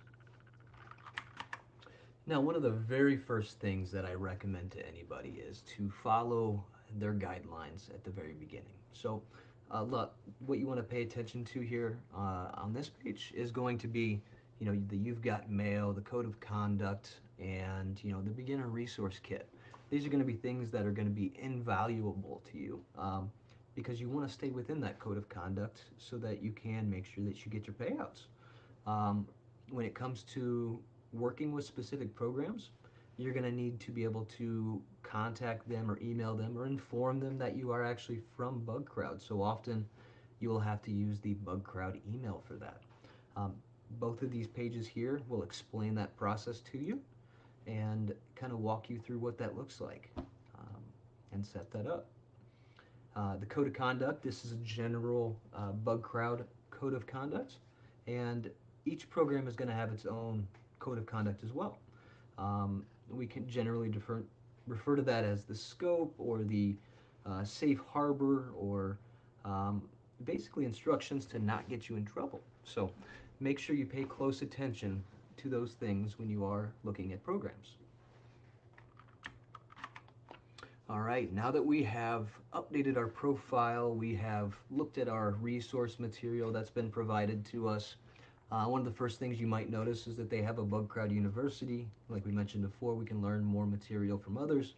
But there's also a support. They have support 24/7 that will assist you if you have any sort of issues. So feel free to put in a support ticket. If you can't figure something out, they'll get back to you really quickly. Once we move on from there, we want to start looking for what our program's going to be. You know, maybe we're interested in embedded devices, maybe it's web, maybe it's mobile. But this is where we will start diving into the more intricate functionality of Bugcrowd. So here I'm just going to click on Dashboard. And this is going to take us in and tell us if we have anything to do. So your day-to-day operations at Bugcrowd is going to look like this. You're going to come to your dashboard and it's going to tell you, do you have any payouts coming soon? Do you have any actions that are waiting on you? Maybe you asked a customer a question and they responded. You'll see all of that information sitting here in your dashboard. We just created this account, so obviously we don't have that set up yet. However, it's informing us that we should probably enable two-factor and we should update our profile. Two things that I would recommend, but not something that we have to do right now. We can also set our availability, so we can say, hey, I'm only available 10, 20 hours a week just because I do it on the weekends, and I'm going to be on vacation these days here. That really helps the programs and the hacker success managers to really assign you to the programs that really make sense for you. All right, and before we dive into one more thing, what is a platform without some gamification? So Bugcrowd has a leaderboard across a variety of different metrics. And some of these are really interesting to see kind of how the top people are performing. But they're also really interesting just to kind of watch. So we can come in here to the leaderboards and we can actually see, who's putting in the most effort this month, last month, across the entire year, in fact, for a variety of different metrics, very critical ones. We can see a list here, and maybe across everything we can see here. We can even do that across all of time if we wanted to, and see some of our friends that we may run across to from time to time. But let's jump back to dashboard. We need to find ourselves a program. So we're going to come into here and we're going to look at invites. Maybe we received some invites since the last time we were here. Unfortunately, this is a brand new profile, so we don't have any invites just yet. However, based on my own personal experience, as you start entering submissions, and they are well-written submissions, you will see invites come in very, very quickly. These are really where you want to pay close attention because somebody has selected you to be a part of this specific program on the merits of your past work. So it should fit well within your expertise, and it should be a relatively smaller group of people within the program, giving you a better chance for a payout. All right, and since we do not have any invites just yet, we're going to have to start looking for a program. So let's pretend like we're looking for an embedded program of some kind, maybe fits our needs. Say we're looking for, I don't know, routers and different, consumer-based technology. So let's see what we can find. You can find that under engagements. So we're going to go into engagements, and we can see a list. So this is just going to be a basic list until you start filtering it. We can filter it on an enormous amount of metrics based on what the program entails. Is it public? Is it private? What's the average payout? What's the scope of it look like? All these things can be filtered down to find the ideal program for you. And in fact, that's what we're going to do. So today, looking at the programs, these are what are public. The icons you see down here, these are going to be reflective of basically the scope of that program. The more you see, I guess the larger the scope or the larger the rating for the target. If they have mobile, web, cloud, etc., you're probably going to see that it has a large landscape. So looking through here, we can filter on rewards. Maybe we want to ensure that our payouts are at least $200, $300. Maybe we want the scope to include 2, 3, 4, 5 different objectives or different pieces of infrastructure that we can look at. So for our purposes, we'll just go ahead and select 2 and apply.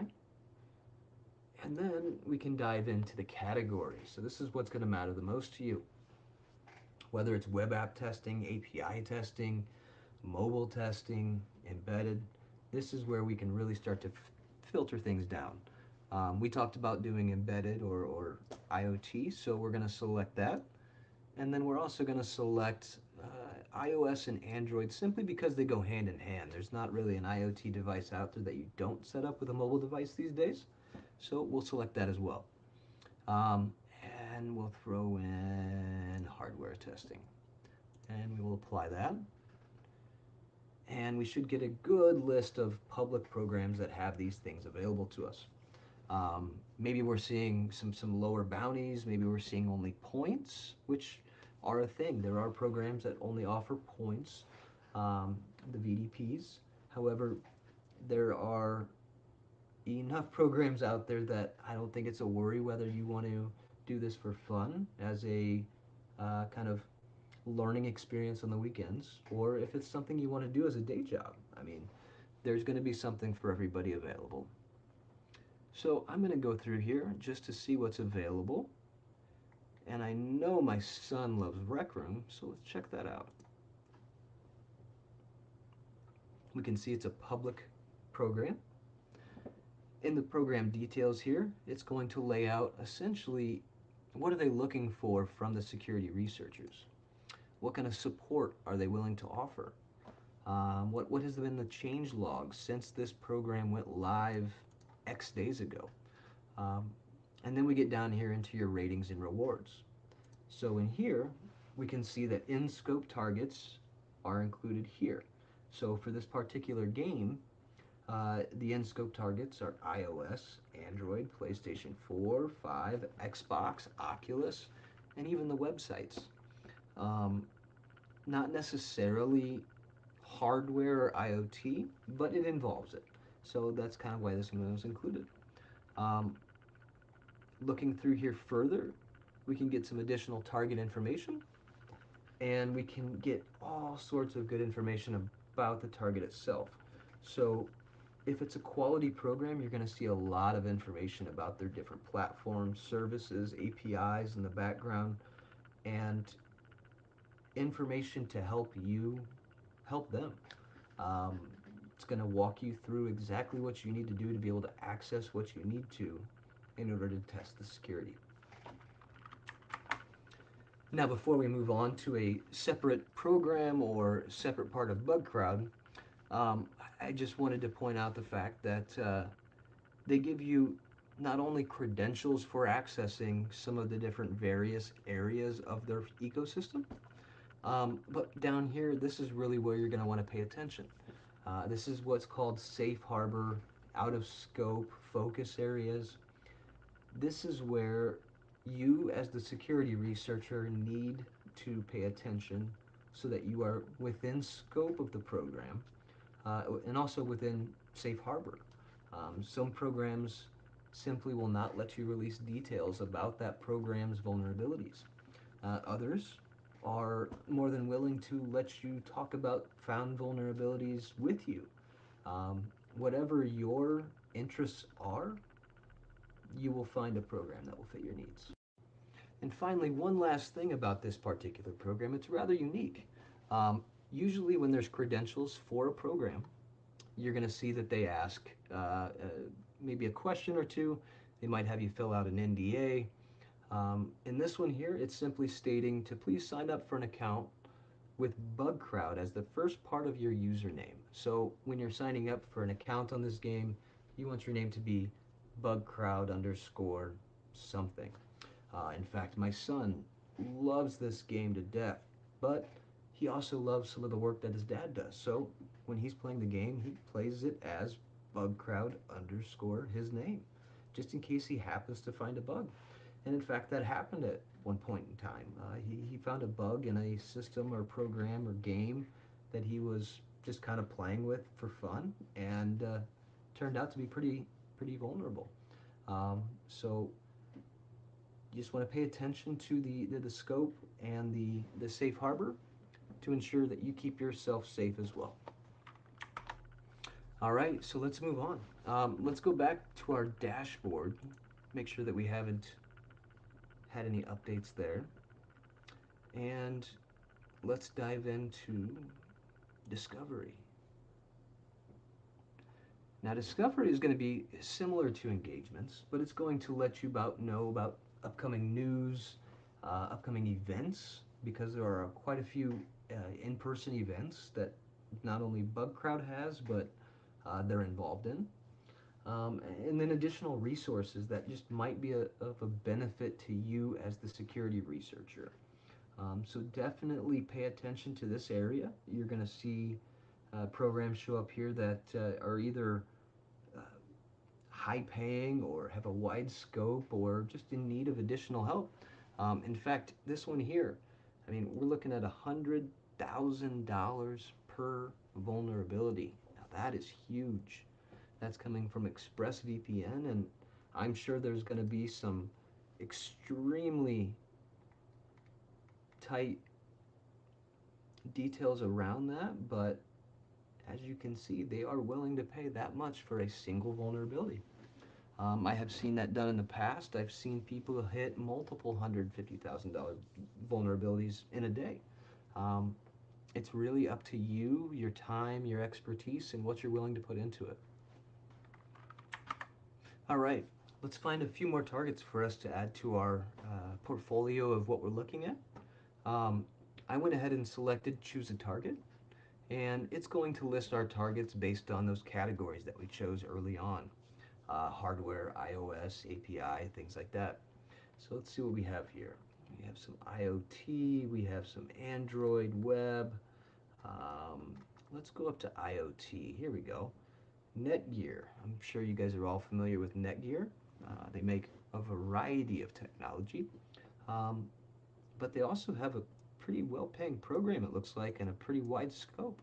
So let's hop in here and take a look.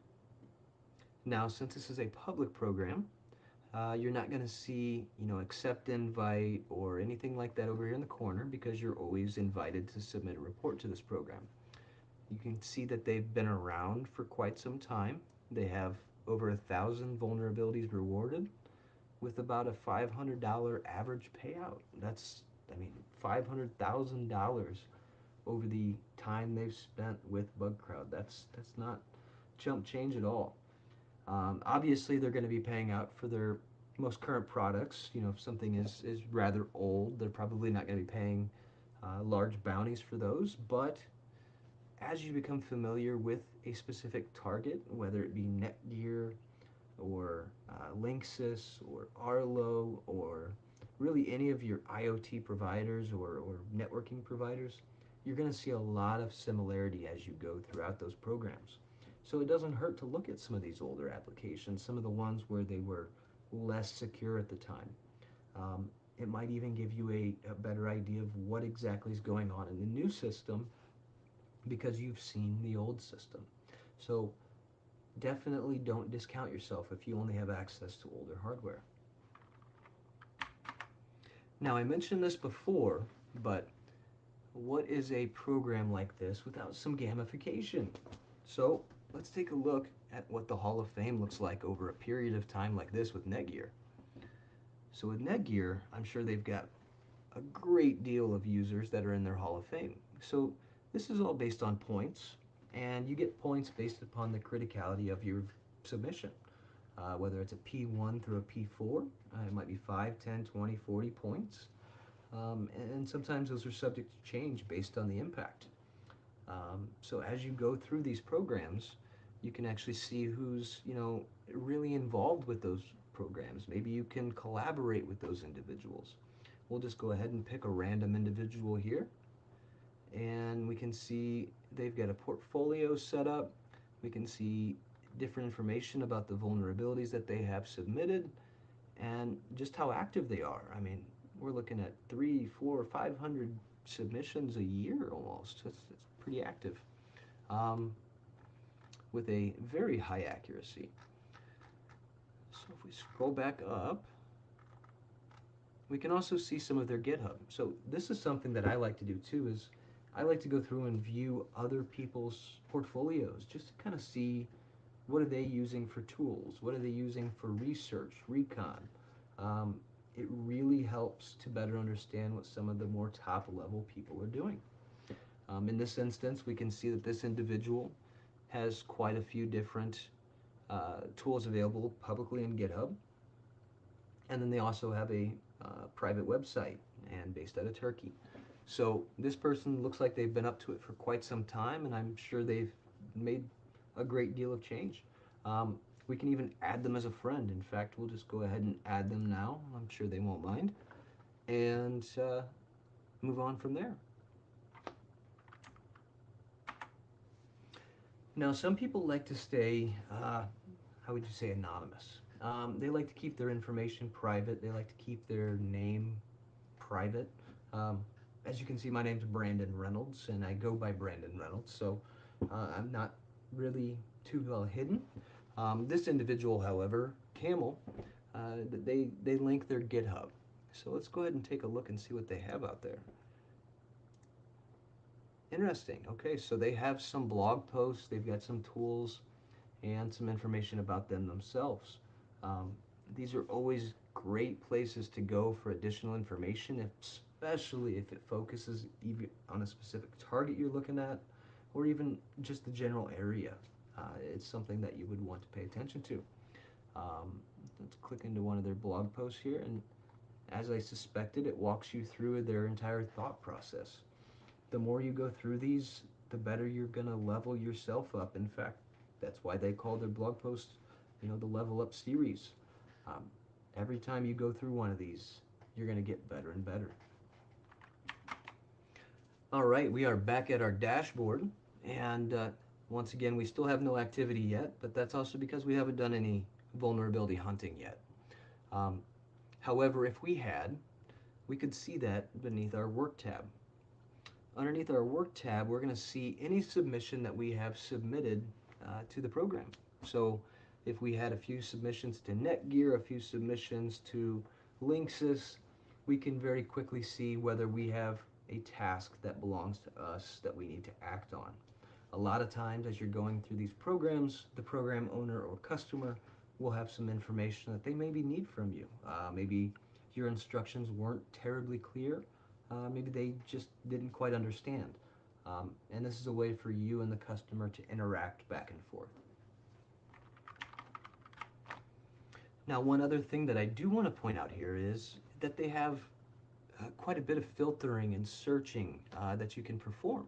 So if we wanted to look for specific entries that were within a specific date range, a specific invitation, engagement, draft, any of these things can be filtered and sorted on.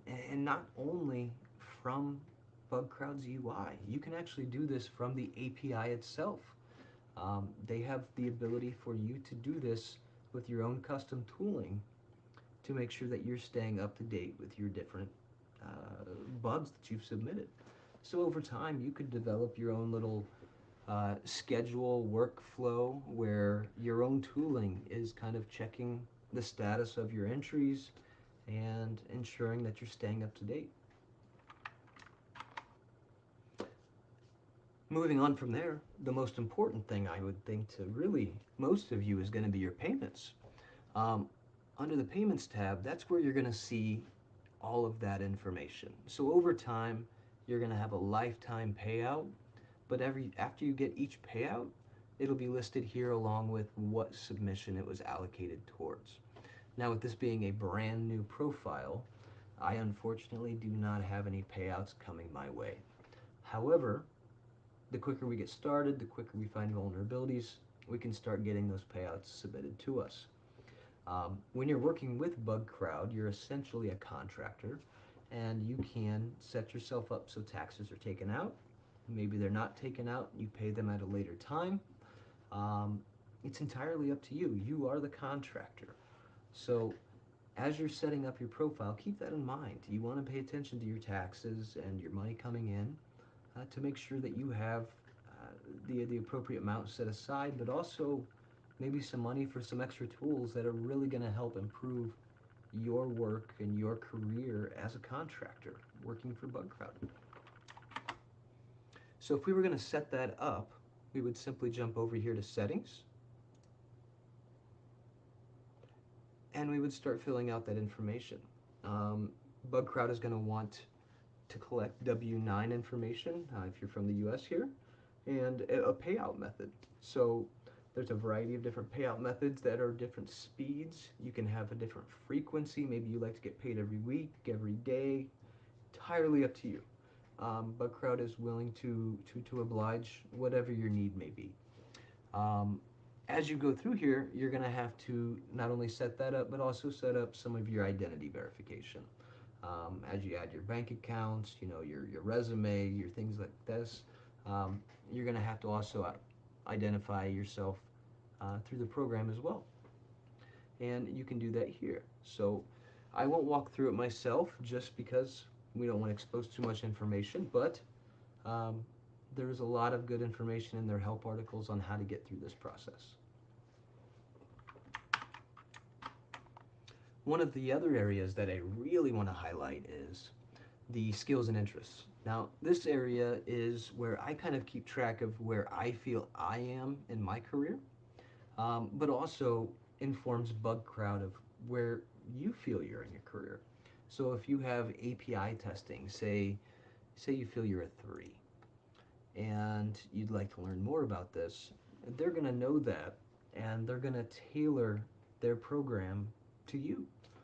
It's going to help you better align with different programs and different technologies that will slowly improve your expertise in that area, but it's also going to help them allocate the right people to the right program. And the way that it works throughout their website is pretty simple. You just select what your level is, whether you want to learn more, and how interested you are in it. I would regularly check this, maybe every couple weeks, and just kind of update it as you go. Now, one of the things I mentioned early on is their support program. So say you have a problem with a payout, say you have a problem with a submission, maybe the website's just not acting properly. We can go ahead and put in a support ticket for that. And if we would like to do so, we could do so here. So we could choose that we're a hacker and that we have an issue with our profile. And our program name, we're just going to say Brandon Reynolds Test Program. And this is just a test of our support program.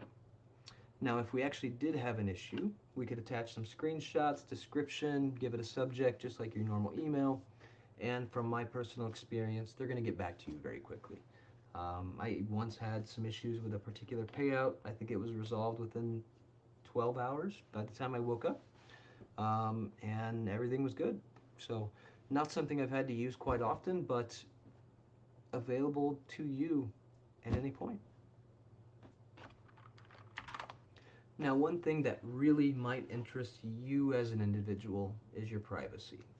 Me, I'm using my real name, right?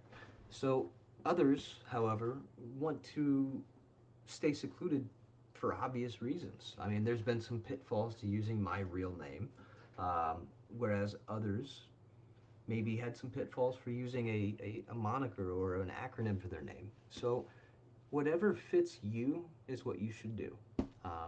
If you do not want anybody to be able to see your profile, or maybe just your friends, you can select that here.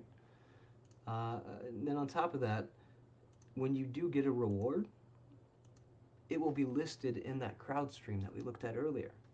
If it happens to be something that you just don't want to share with other people for whatever reason, you can shut those off or turn those on here in your settings in your privacy.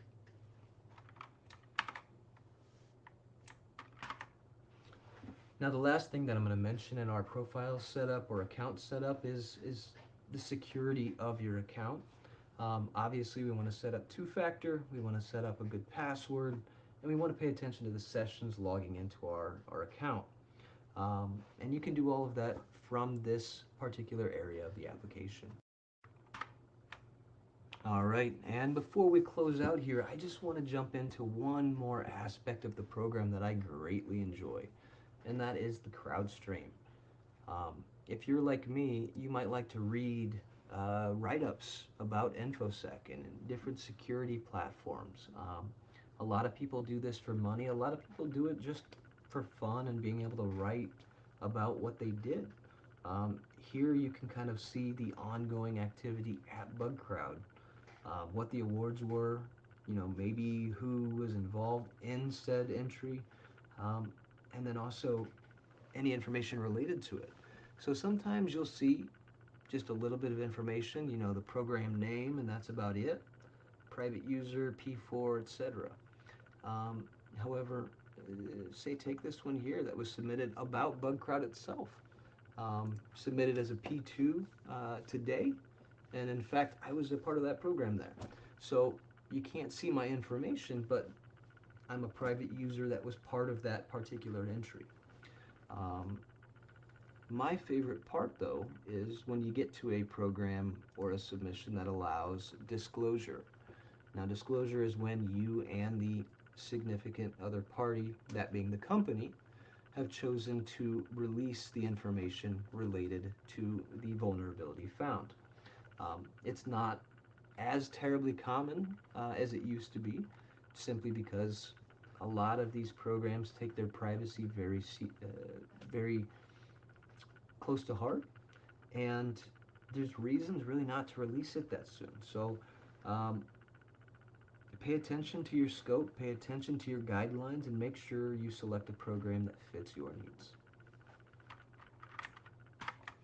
All right, and before I sign out and bid you guys good day, everybody loves a dark mode, and I have to highlight it. They have a dark mode for those late night evenings. So if you're one of those people, I would suggest turning it on just like I did at the beginning of this video. For everybody else that intends to join Bugcrowd or intends to just at least take a look, I look forward to working with you in the future.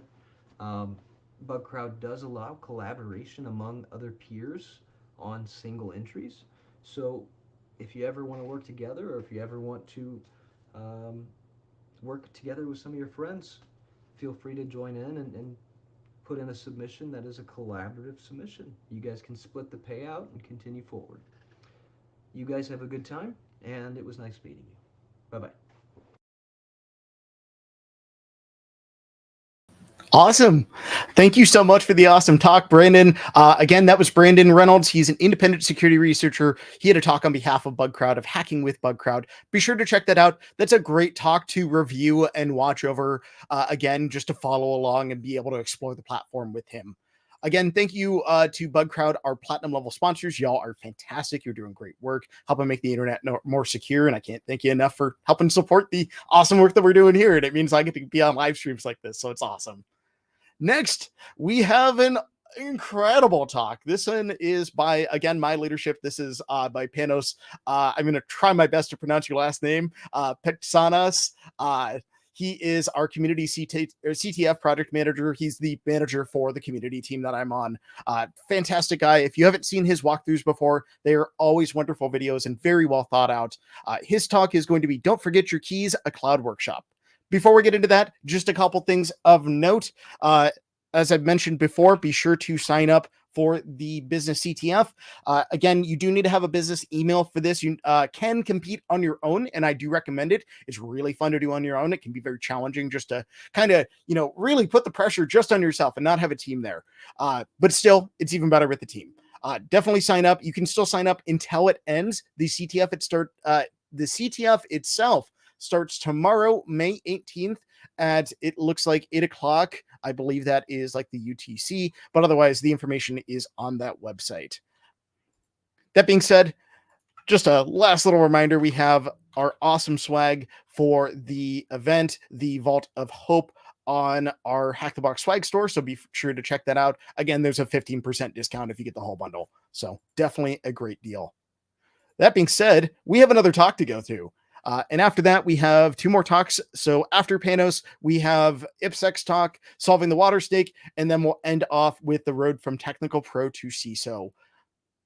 So we'll go ahead and go into our next talk here from Panos. Don't forget your keys, a cloud workshop. Go ahead and take it away, Panos. Hi everyone, this is Panos from the community team at Hack the Box, and today we're going to do a cloud workshop on one of the cloud challenges from last year. First, we are going to go over some basic concepts of AWS, and then we are going to do a small workshop on an easy challenge from last year. So without losing any more time, let's begin. So the first concept that we're going to take a look in is the AWS key ID and secret access key. So both of them are not the same as a traditional username and password, but you can think of them as such in an AWS environment. The access key ID is the unique identifier, and it's very similar to a username. It is used to identify the specific AWS account or IAM user that is making a request. The secret access key is a secret credential, and it's similar to a password. And it is used to authenticate and authorize the request made by the access key ID, by the account.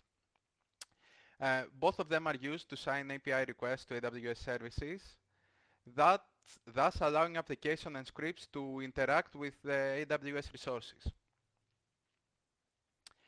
After that, we have the AWS command line interface, or the AWS CLI. So what this is a tool that allows you to interact with AWS services through the command line. It enables you to manage AWS services, automate various tasks from your terminal, the command prompt, and it's making it a convenient way to perform operations like launching instances, managing the S3 buckets, and more, without having to use the AWS management console. So if you want to play the CTF, you should probably install it. You can find it on the Amazon website, and along with it you should find a lot of other information. There is very good documentation on the Amazon website and probably other sources as well to help you install it and help you with the syntax of every command. Now, since I mentioned the S3 buckets and I do not have them in the slides, let's go over them really quickly. So S3, it's triple S, which stands for Simple Storage Service, and they are used to store and organize data.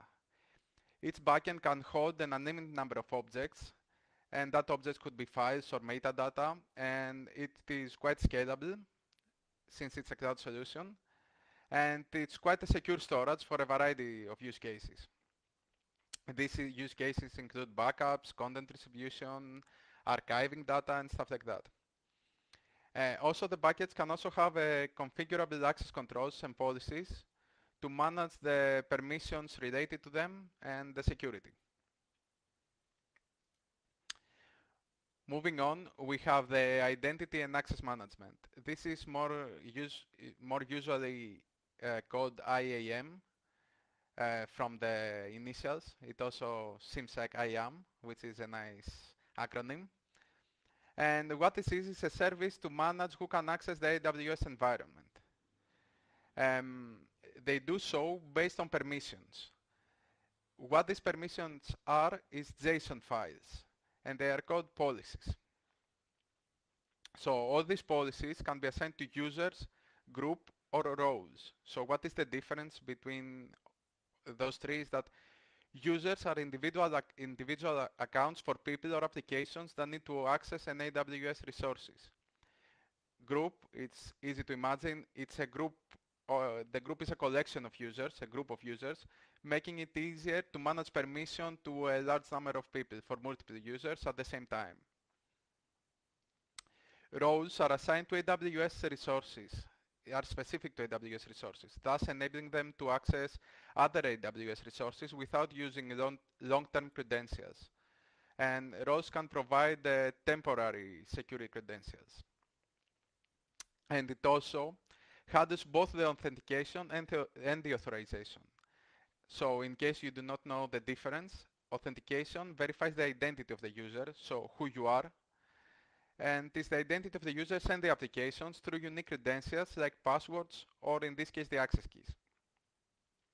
On the other hand, authorization determines what an authorized user or application is allowed to do based on the policies that were assigned to them.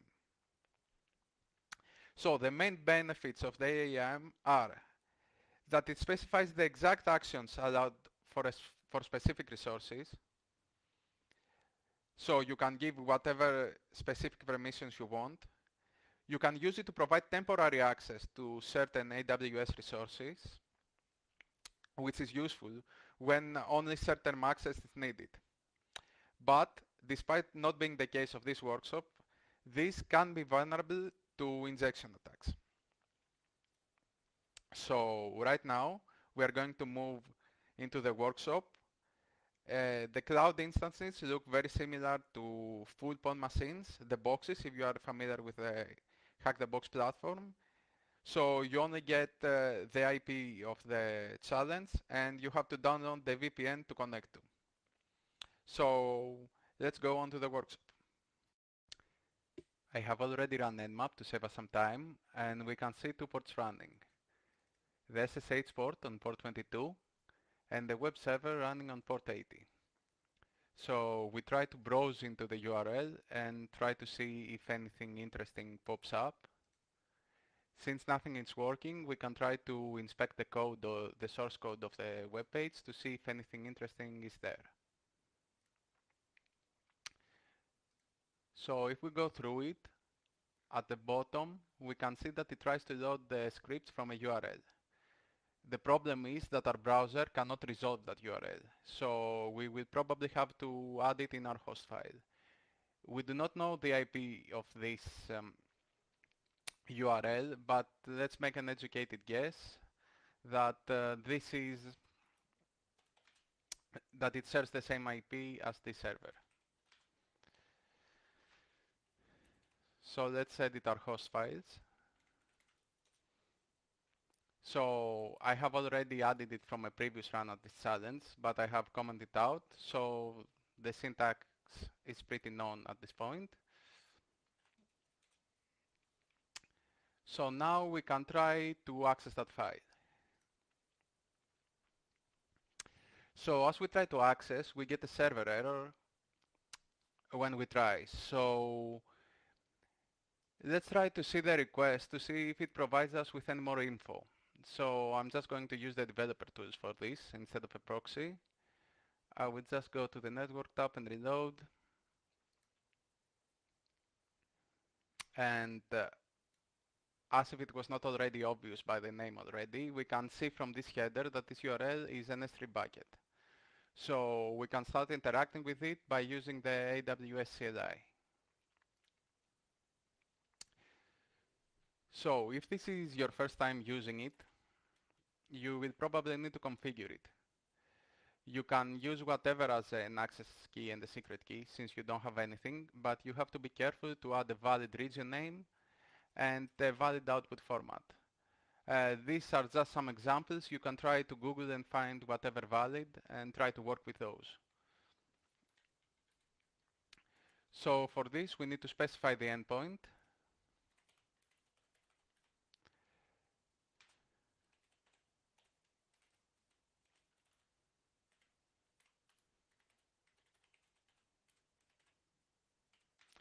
And we can try to list the contents of the bucket.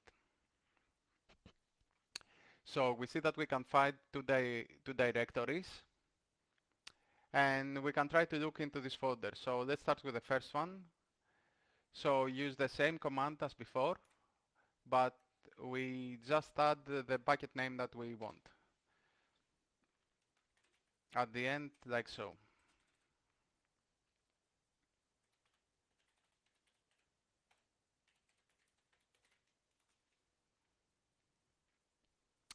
And we see that it has two files inside. So the first is the index that we already saw, and the other one is a file called main.tf. So I have explained yet what the TF file is. I will do afterwards, but it's a Terraform file. So we can try to access it, to download it and see what it has. So for this, we are going to sync the folder and download everything in our current path. So we use kind of the same command, but instead of ls, we use sync. And we need a destination for it to download it. We can just put the dot so it can download it in the working directory. So if we do an ls, we can see that we have downloaded both files. So let's try and have a look at the main file to see if we find anything interesting.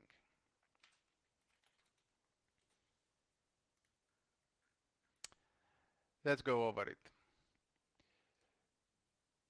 So we are not that lucky because the keys are redacted in this version, but we can find some other keys. First of all, we can see that for the bucket and void backups, the versioning is true. So that means we can access previous versions of that bucket and of the files in that bucket, and that could be very interesting. Other than that, we can see that it creates another bucket called website assets, and it creates an IAM user for it. The user's ID starts with an 683 something, and that user can read, list, and write in that bucket. So this is something to keep in mind. But right now we don't have access there, so we should try to list the previous version of the bucket that we have access to. So for this, we're going to use the S3 API, and we want to list the object versions, and we need to specify the name of the bucket as an argument this time.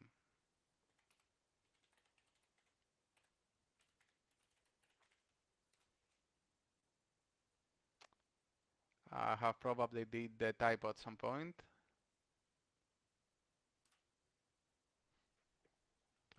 Backups, not buckets.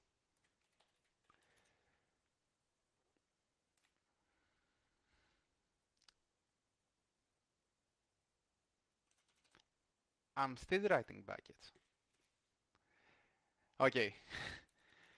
After the same typo 2 times, this is all the different versions that we can find. We hit Q to exit. So the oldest version is this one.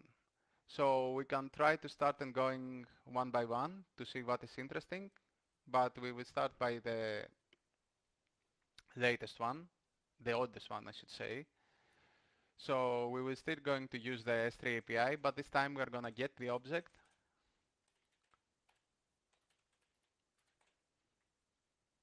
And to know which objects, we need to specify the version ID. So we will just copy this.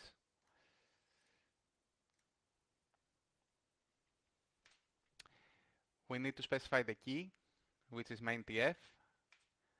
Once again, I'm copying from here. And we need to specify the bucket once more. Let's see if I write it correct this time. And let's name it odd.tf.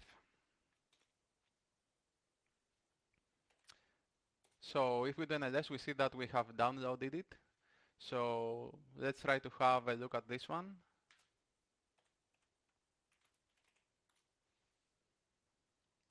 And in the oldest version, the access key and the secret key are there. We have to see if they are valid.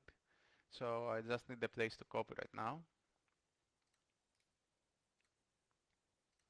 So let's try to configure our AWS once more to include these.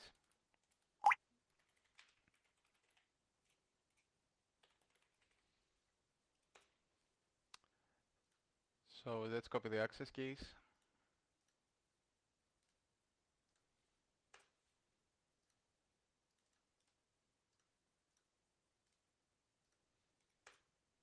and we leave the rest the same. So this time, let's try to list the other bucket.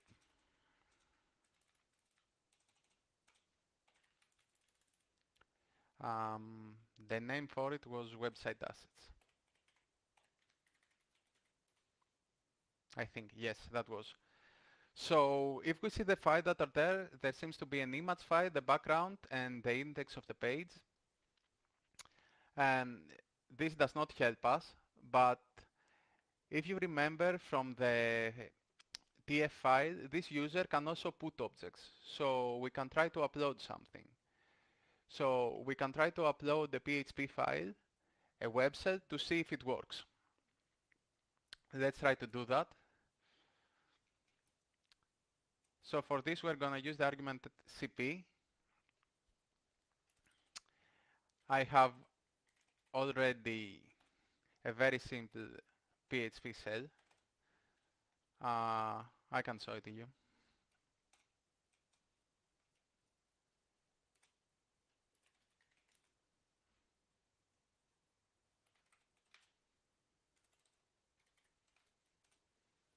Just this, very simple.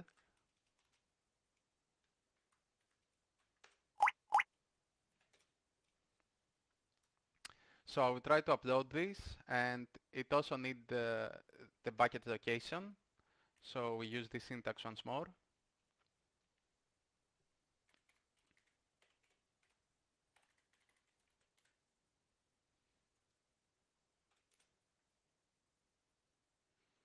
So it seems that it was uploaded successfully. So we can try to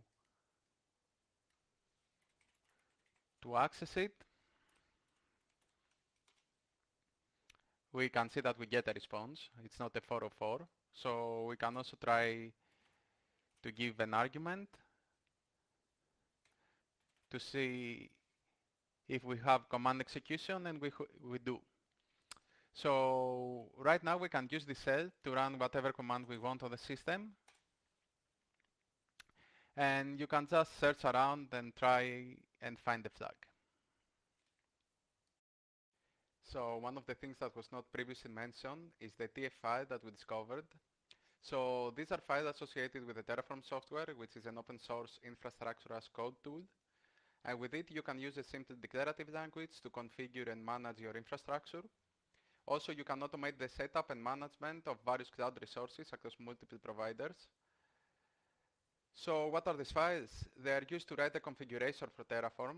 They define resources, data sources, and a lot of other things. And they are used to define and manage infrastructure through code as said in the beginning. So it's time for some key takeaways from this challenge. So if you are a red teamer or just somebody that wants to play the cloud challenges in the CTF, just keep in mind that cloud challenges can't be thought of as web challenges. You have to do some research first on the technology to know the concepts. You have to enumerate all the things. There are often forgotten files that carry information, and this is especially true for versioning system. Versioning can be used to your advantage. If it is not properly configured, keys forgotten in code, it's quite often. And last, for all the blue teamers and sysadmins watching this, the key takeaways are to always implement strict access control and IAM policies. Configure your access control list and policies for the S3 buckets. Make sure that the buckets are not publicly accessible unless absolutely necessary. If it is possible, rotating AWS keys, it's always a nice practice. And when using versioning system, make sure to review them regularly and purge all their versions, and that is especially true if they contain any sensitive information, which probably they shouldn't in the first place. So that was everything. I hope that you learned a thing or two, and I wish you the best of luck in tomorrow's TF. Bye, guys. Awesome. Thanks, Panos. That was an awesome talk. And as always, these talks will be available after the fact on our YouTube channel. So take a look out there. I'll post a link to that just at the end, as we'll be uploading everything after the live stream ends. So keep an eye out for that. Let's see. Up next, we have an awesome talk by IPSEC, the one, the only. He's going to be giving a talk called Solving the Water Snake Challenge from last year's Business CTF. That is going to be a really cool one. And I believe the Water Snake Challenge just had some very neat quirks to it. So you're definitely in for a treat. This is one of those challenges that I do recommend actually rewatching after the fact. It's very helpful to go through and hack along with IP and just pause as you need. So definitely consider doing that. Let's see. Otherwise, don't forget to get registered for the CTF. I'll post a link to that. Actually, it is in chat already, so we are looking good. And without further ado, let's go ahead and jump into our next talk. This will be, just reiterating, Solving the Water Snake Challenge from last year's Business CTF with IP. Go ahead and take it. What is going on, everyone? This is IPSEC, and I hope you've been enjoying the Business CTF 2024 talks and are excited for the CTF this upcoming weekend. I know everyone at Hack the Box is super excited for you to play the challenges. A lot of work has gone into this, and I decided for my little 30 minutes I have here to talk to you today, I just help you prepare for the CTF by walking through one of the challenges that was put on last year's CTF, and that challenge was Water Snake. It is a web-based challenge, and it's in the easy category. It has a deserialization vulnerability in it, which sounds a bit odd for being easy because normally those two don't get along. But let's just see exactly what this is about. For all the challenges, you'll generally get a target on the website, and that's just going to be like a IP and port. And then you'll also have a bunch of downloads, which is a zip file. Normally, Hack the Box is the password, and it just contains like the Docker file and all the web source code. So you could just start right off and look at the source code to try to find vulnerabilities, but I just can't visualize a website when I'm looking at the source. So my first step always is just to go take a look at the website to see what it looks like and what the source code is going to be showing. And this is Water Snake. We just see it looks like some water tank levels, nothing too interesting here. If I click on dashboard, that is the page I was at. If I click on firmware update, it shows we got some YAML and then a submit. So we can send YAML data here. If we just send like test 1 over to submit, it just says config queued for firmware update. So that's interesting. This is the first place we have to send data to the server. So since we can send data, this is probably going to be where I want to focus at when I look at the web source code. Then we also have this about page that just talks about what this application is. So we don't really have that much. I guess we could go blindly attacking this. We could fuzz it for other endpoints to see if there's something hidden, maybe like a login page or something like that. However, why go through all that and just run enumeration tools when we can go into the source code and look at it that way? So I'm going to go in where all the files are and do code dot. That's going to open up Visual Studio Code. And I have some extensions that really make just source code analysis easy, namely things like Sneak and things like that that automatically find vulnerabilities. So we can see Visual Studio is running. We have some analysis going. Java is activating. We can look at it. So I'm going to go to source, and then we can look at this application. It is going to be running Spring Boot. So we could look for like Spring Boot CVEs if we wanted to. Let's just hold on one second. So I have sticky notes on my monitor, so I don't put my mouse over the area. And I just realized because I had sticky notes there, I couldn't click the buttons. So hopefully my webcam doesn't get in the way too much. So let's see. We have application. Nothing's really shown here. If we go to controller, we have quite a bit. So we have slash, and that's going to give me the HTML for this page. We have slash stats. We haven't seen this. And it's going to read from sensor. It's going to execute ./water sensor and do stats. So let's go ahead and hit slash stats and see what happens. So go over here, hit slash stats, and we just get tank levels. If I refresh, it looks like the tank levels are going to be staying the same. So nothing too interesting there. There is slash update, and then that is doing a YAML load. So this is that YAML entry point. If we highlight over it, we see deserialization of untrusted data. So this whole is, this is going to be the update config. If we trace it back, this is going to be the user input. So this is where probably a vulnerability is. Sneak is telling us there is a deserialization of untrusted data. So we just have to figure out how to like exploit this, right? If we go up here, let's see, do we see anything? I'm going to guess it's going to use the snake YAML library to parse the YAML. So this is where I would go looking for any type of deserialization vulnerability, right? And before we just keep going down that train, there's only one file left, so I want to look at it to see exactly what this is doing. We have get water level, and then we have read from sensor. It's going to take in a string, and then it's going to do new process builder, splitting the string on spaces and run it. So this is essentially just going to run like any shell command, essentially is what that's doing. Then we have initiate sensor, which is going to read from sensor, that function we just saw. And there's also the function this get water level, which is going to call initiate sensor. So this whole thing is just a gadget around running a process, right?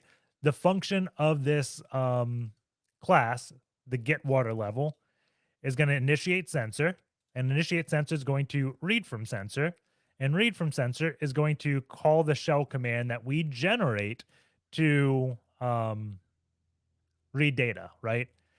And we could go and find this in files. Do we have where it's actually used in this controller? Right here. So we do get water level right here, sensor reader, and we're passing in this water sensor dash dash init. So that again is a binary. I'm sure if we looked at the source code, we'd be able to find where the water sensor C code is. Let's see. We go target, no, maybe sensor, sensor.c. So this is the source code of the water sensor, right? And if you wanted to, you could also find all this out if by going to the Docker file and seeing how it's all built.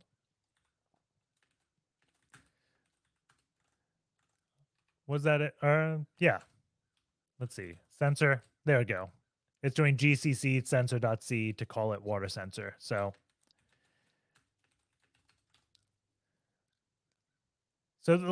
going back to this, we know if we can get some deserialization, there is a gadget here. We can call this get water level function to get code execution. Because if we're doing deserialization, we'll control what parameter gets sent to this get water level. Because everywhere else, it's just hard-coded strings like that / water sensor init stats. There's no user input here, so we can't get command injection. But if we call the function ourselves, we can. So that's why we want to exploit this YAML load to call that function. So the first place I'd be going is the pom.xml file, because this is going to be Spring Boot, a bunch of like Java things. I don't think it's just Spring Boot that uses pom, but I'd go here just to see where all the libraries are. We know it was Snake YAML, so this is going to tell us what version of Snake YAML it's using. And it's highlighted in red because there is a vulnerability with this. So we see Snake YAML at 1.33, and it has one vulnerability. It is critical, and this isn't giving me a link. So let's just go over to GitHub or Google to search. So we're going to search Snake YAML vulnerability 133. We'll go over to Google. And let's see, do we have anything good here? This is the GitHub page. They're talking about discussion there. So this is the details around it. See, CVE 2022. This looks like a good post to go with. I'm surprised Sneak didn't see it. If we go over to Sneak, we can see all the vulnerabilities it found. The open source security failed for some reason. This is what should be looking at the POM XML and finding it. So something's wrong with my setup here that just had Sneak not find it. But thankfully, I had that Red Hat Open Vulnerability Database plugin as well to be a second check just in case things like that happen, right?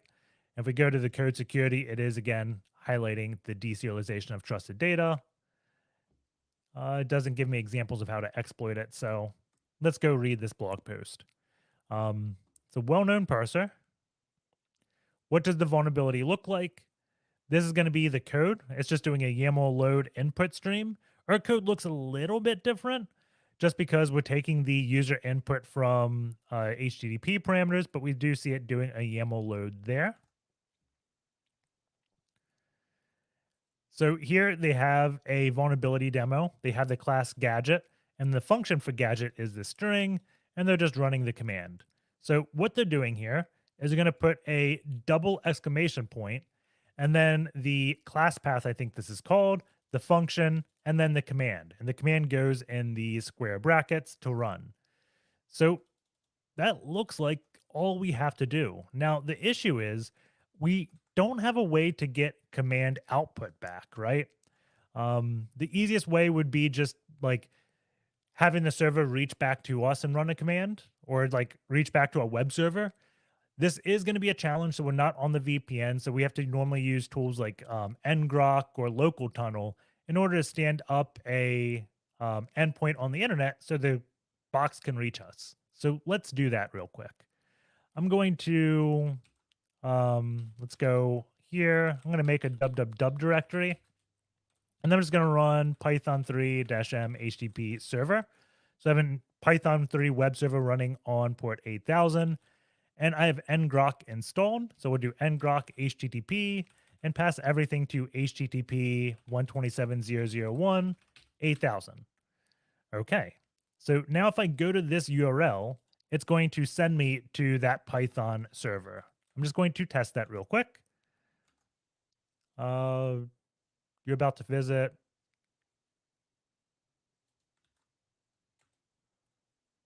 Visit site. That may actually be an issue. I've never seen that before. I'm surprised it made me click through. Okay, we're going to see if that becomes an issue. So let's go back over to this. We can go in here. And then what was the thing? We had to do 2 exclamation points. And man, that is still somewhat small. I'm going to send this over to Burp Suite because I think this will be a bit better. But I have to open up Burp. So we'll open it up and proxy it. Start. I don't need to update. Let's go. Where's the proxy window? View. There we go. Don't know where proxy ad went off to, but we got it back. Refresh this page. Okay. So if I do submit, maybe that's easy to read, maybe it's not. But okay, so we do the 2 exclamation points, and then we have to give it the class path. Let's see. Going to go up here, and it's going to be calm, lean, water snake. And then the get water level, right?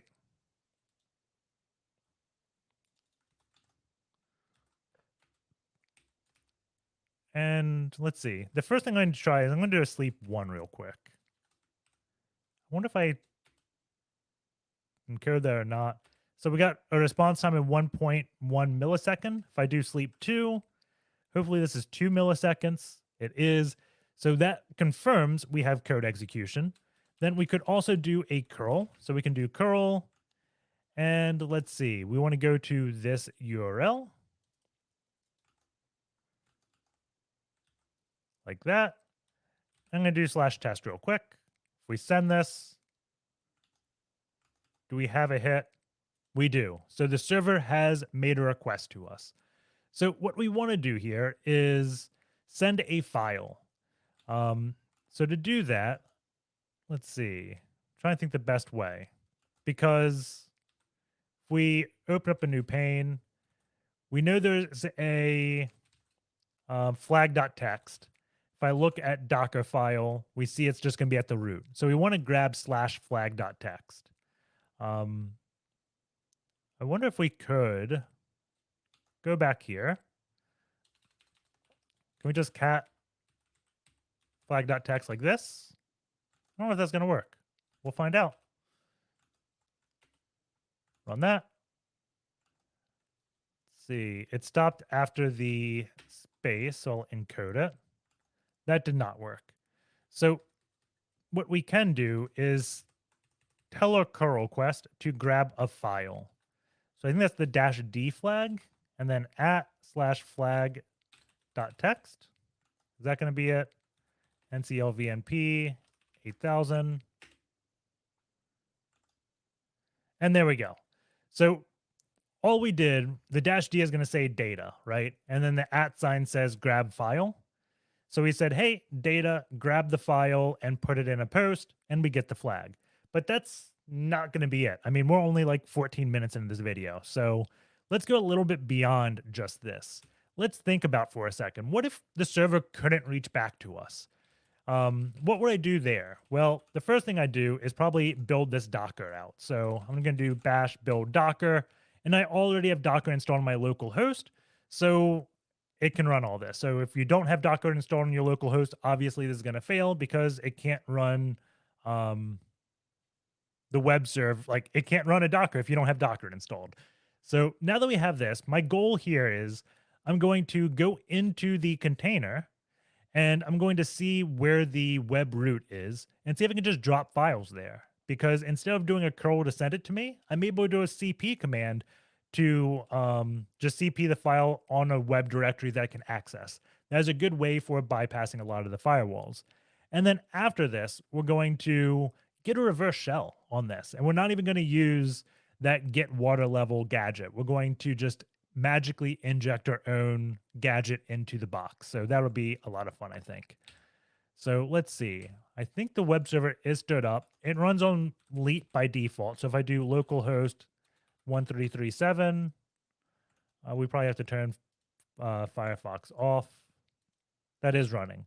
So I'm going to do a Docker PS. We can do Docker exec IT 223A9 sh. So now I'm in this container.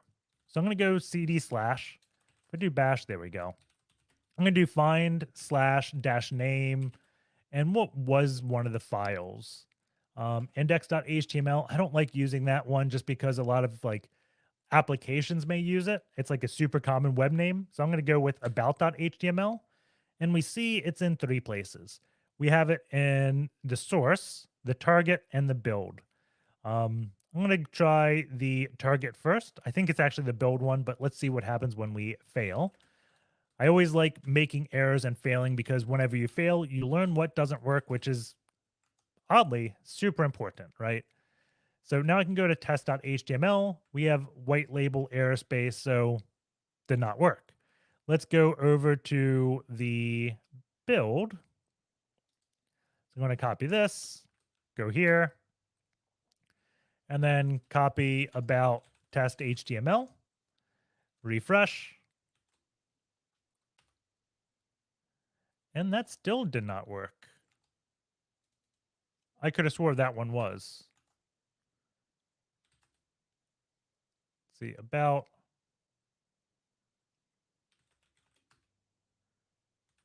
Oh, I actually wrote copy. Did I do that before? No, I did not. I guess I was just talking while I was working. And there we go. We have test HTML here. So what this means is we can copy the flag to this location and then read it. So let's go back to our Burp Suite window. I'm going to go over to Repeater tab. Instead of this curl command, let's just do a CP command. Definitely not a copy command because that just doesn't work. I think Windows actually works on both, but apparently Linux does not. And let's go grab this path. And I'm going to call it flag.txt. So before we run this, let's validate flag.txt does not exist here. Okay. I'm going to send this. We'll refresh. And we got the flag. We didn't need the server to reach back to our server web. We could just copy it to a place we could write to. Now, let's go to the last piece really quick. If we looked at GitHub, I think artsploit is common on deserialization. So I'm just going to do artsploit GitHub. Let's see. There we go. This YAML payload library. So what this is going to do is it's actually going to create the gadget for us. If I didn't say it, these 2 exclamation points in YAML is data type. So what this is doing is saying, hey, the data type of this, which is an object, like in Python, if you wanted to define a string, it'd be like exclamation point string. So this just means data type. So we're going to go to the script manager, and then we're going to go inside the script manager and do the URL class loader, and then tell that one, hey, go to this URL and load a jar file, which is like a Java library. And that will just give us code execution because we're loading the library ourselves. We're going to have to do a little bit of funkiness because I don't want to deal with firewalls on our box, and Grok only has one connection at a time. I'm going to use a different service, so that'll be why we switch to that in a minute. But let's just clone this real quick and get a reverse shell, and I added an H there. So I'm going to go into YAML payload. We can do code dot, open up another Visual Studio Code. And when we go in source, our exploit, awesome script engine, let's trust all these folders. What can go wrong? We see it's just doing a dig and then running this calculator. I'm going to go to revshells.net. I think it's revshells.net, and grab a Java reverse shell. Maybe it's .com. It is. So I'm going to be what? 1010. Oh,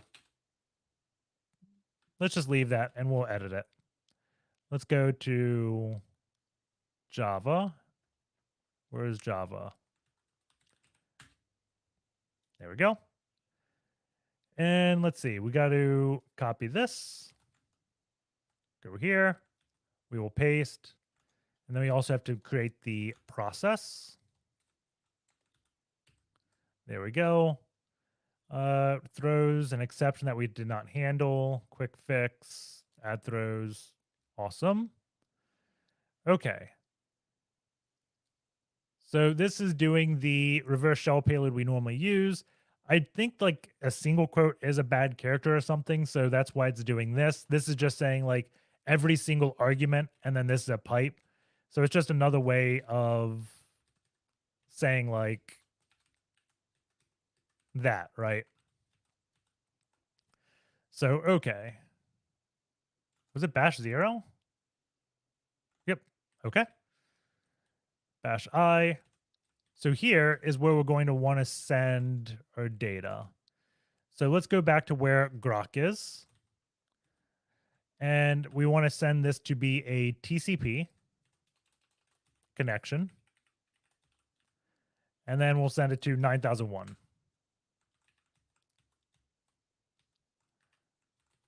Let's see. I screwed something up. It's not TCP colon. There we go. And we can say NC LVMP 9001.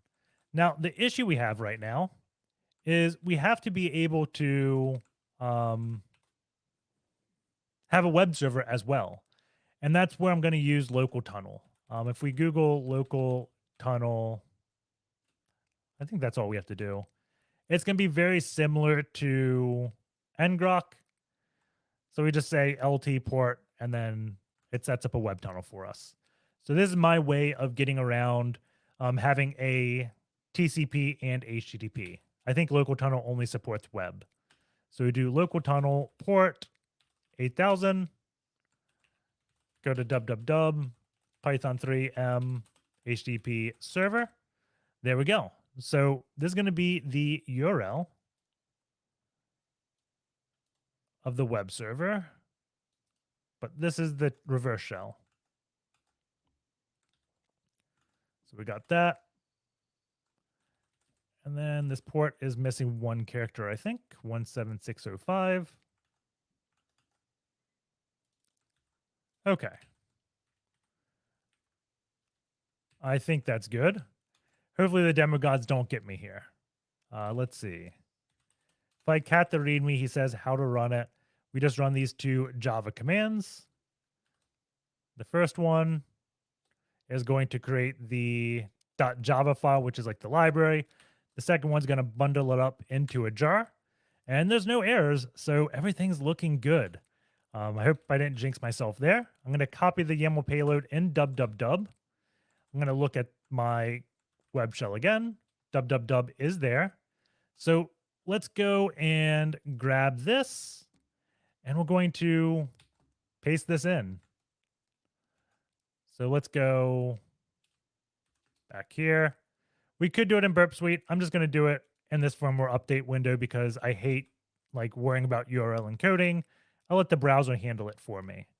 So this payload, this is going to be the one where we use local tunnel. And it's rude signs guest.loca.lt. Cool domain. Let's get rid of this. And I'm going to try to have this so we can see the shells come, because that is going to be the exciting part. Because you're all going to see I made a stupid mistake and it failed, right? But we hit submit. We get the callback here. It did a get YAML payload, and we have a shell on the endpoint, right? So that is going to be Watersnake. How we could exploit it multiple ways. I'd always recommend whenever you do a challenge, go back and like remove something to see if you can still exploit it, right? Like I did. I was like, I wonder if like there was a firewall preventing the box from getting back to me. Could I still do this? Yes, I could go and just drop it on a like the web directory and then access it that way. And then I was like, I wonder if this whole YAML library, if there's any way we could just like invent our own gadget. And you do enough Google searching, you find other research that points you towards that direction, that shows you the other ways, right? So with that being said, I hope you enjoyed this. And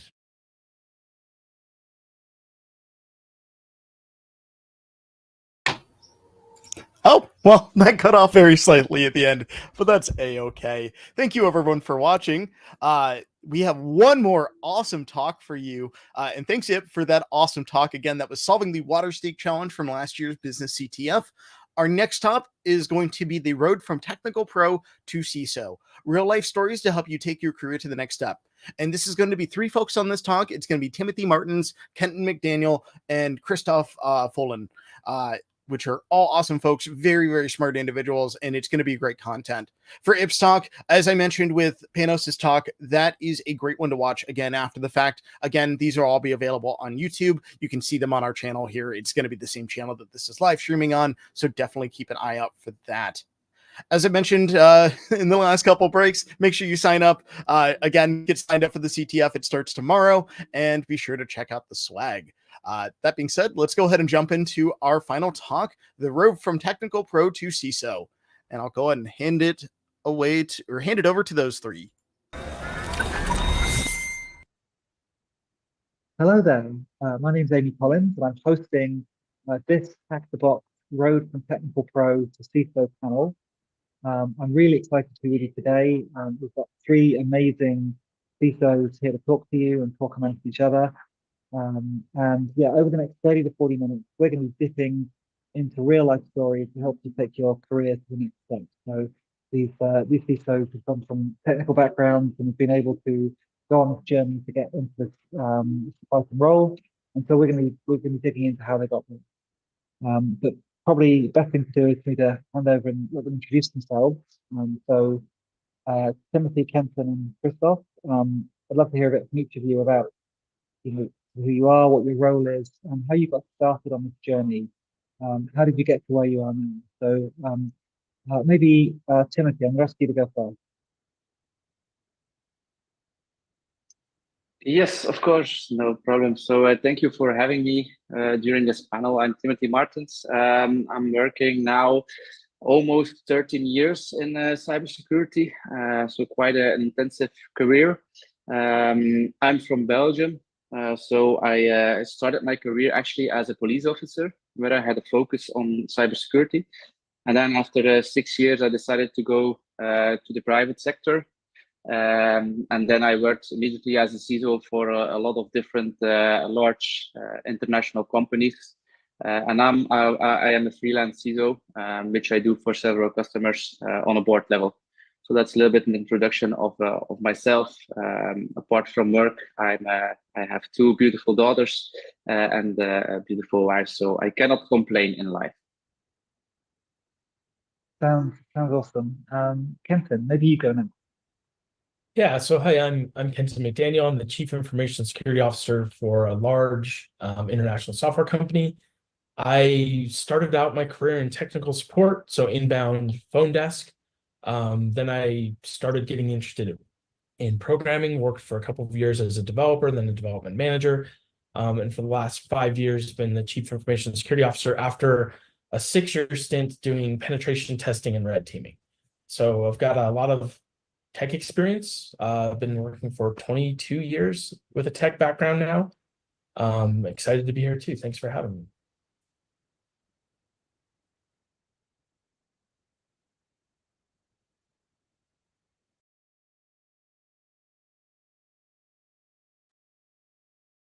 Hi, I'm Christoph Fulham. I started my career in help desk, similar to Kenton, worked my way up across the industry. Interestingly, I'm also have heritage from Belgium, but I grew up in the Caribbean and lived in the States most of my life, working my way up and eventually becoming a freelance or fractional CISO as I do right now. Awesome, thank you. That was really great. What we've got is a couple of focus areas we're going to dive in on, spend a few minutes on each one. You've all given us a bit of a clue as to the journey you've been on with regard to sort of moving from technical focus to more being a CISO. Could you talk a little bit to some of the communication skills that you've had to build up in terms of how you've gone from being predominantly technically focused to some of the communication skills you've had to acquire for talking to leadership, talking to the board, those kinds of things, which of course are pivotal to that, and how you've got an opportunity to learn and develop those skills as well. Maybe we could start with you, Chris, and then that's somebody else. My experience, somebody else got something that they want to. Yeah, my experience really came from stepping up to take the opportunity. So even when I was in help desk, I offered to be the help desk person assigned to the CEO and quickly understood that talking in technical jargon didn't help me communicate with him. So I had to understand how to communicate in the form of the business. As I continued my career, I learned to talk with different professionals across the different lines of business, marketing, HR, finance, and each of them have a different language that you need to learn to be able to communicate in. So I would say growing in your leadership skills, you really have to understand the audience that you're talking to, the things that are important to them, and then how you can translate the technical risk that you see from cybersecurity into a business risk that affects them and makes them more engaged into solving the problem.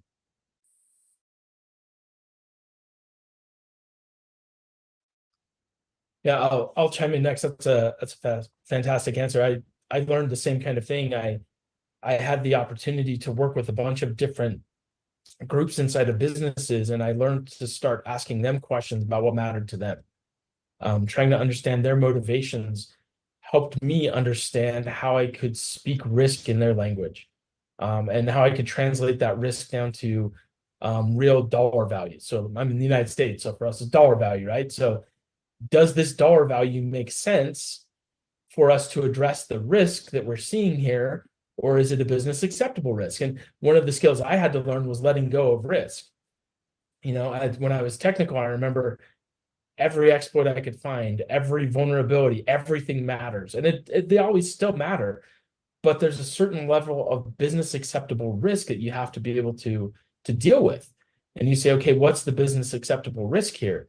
So changing my mindset from, by the way, I still love hacking things all the time, but changing my mindset from hacking things all the time to the things that I've hacked, what's the business acceptable risk and how do I communicate that to stakeholders in dollars?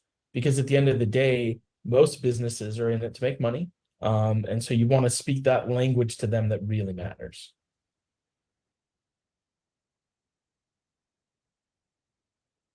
Already some really great answers from my colleagues here, and it's it's really resonates with myself also, because when I jumped from a police officer role to being a CISO in a well-known company here in Belgium, I was only 26 years old. So communication skills was for me a very big part of my learning process, because when I started that CISO role at 26 years old, I was immediately part of the general management board of the company. So I needed to become from a boy a man.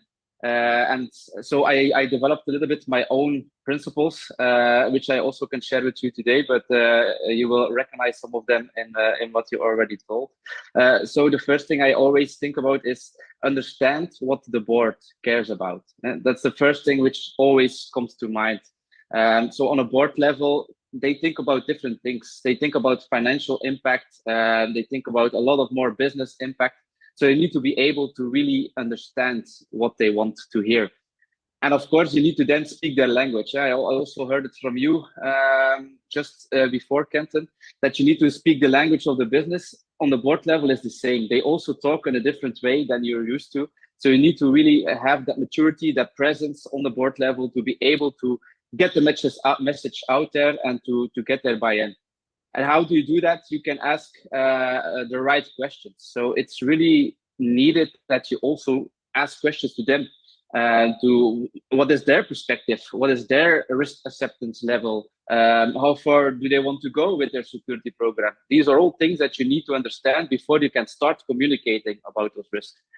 And then last but not least, I always say, embrace the power of I told you so, which I mean that if something happens, tell them I told you so, but in a constructive way. Don't put the blame finger on, but learn from it. That's the most important information that I can share with regards to my own process that I made on a communication level and my maturity presence on the board. If possible, can I tie in two things that I heard? I think that I told you so and the acceptable business risk.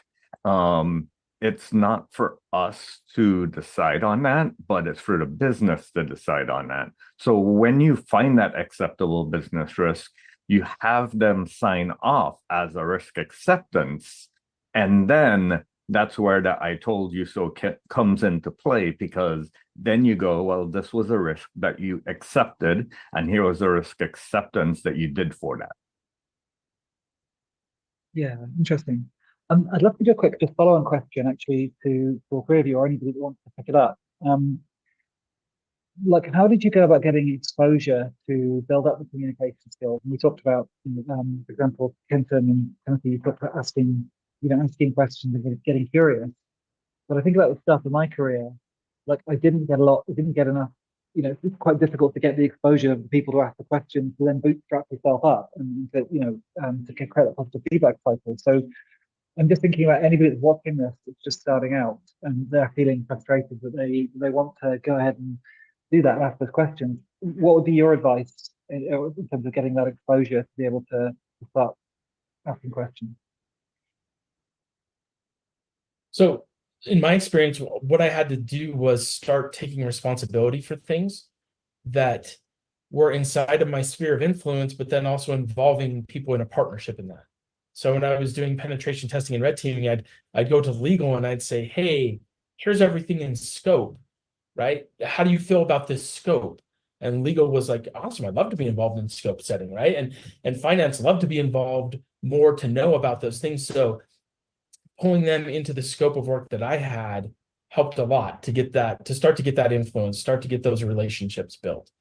Finding ways that I can involve other departments in the things I was already doing. Not in a I'm managing you way, in more of a please help me accomplish this task for the business way. If I look to myself, what I can share about that is how I really made my communication skills better was twofold. On the first side, I learned a lot about watching videos of famous people like Simon Sinek, reading books, even a simple book, The Art of War. Almost everybody knows it, but you can learn a lot of it.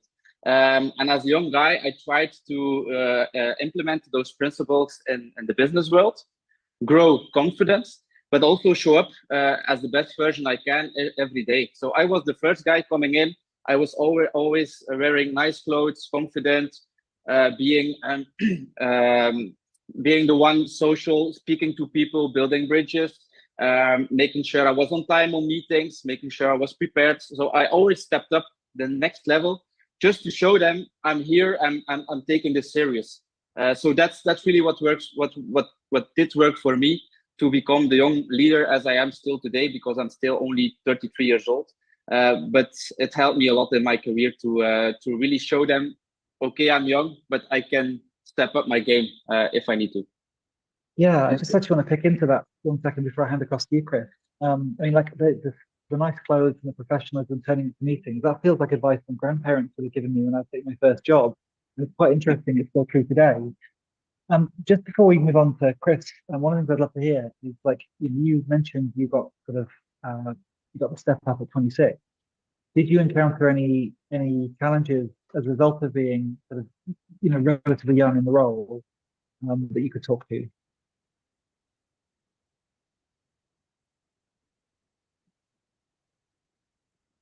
I think the question was meant for Chris, or was it for me, because I did not.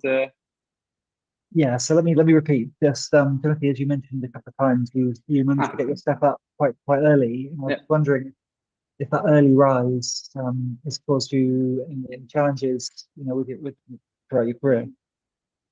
Oh yeah, many challenges, because they don't take you seriously. Yeah? That's why it's really important to do those little things.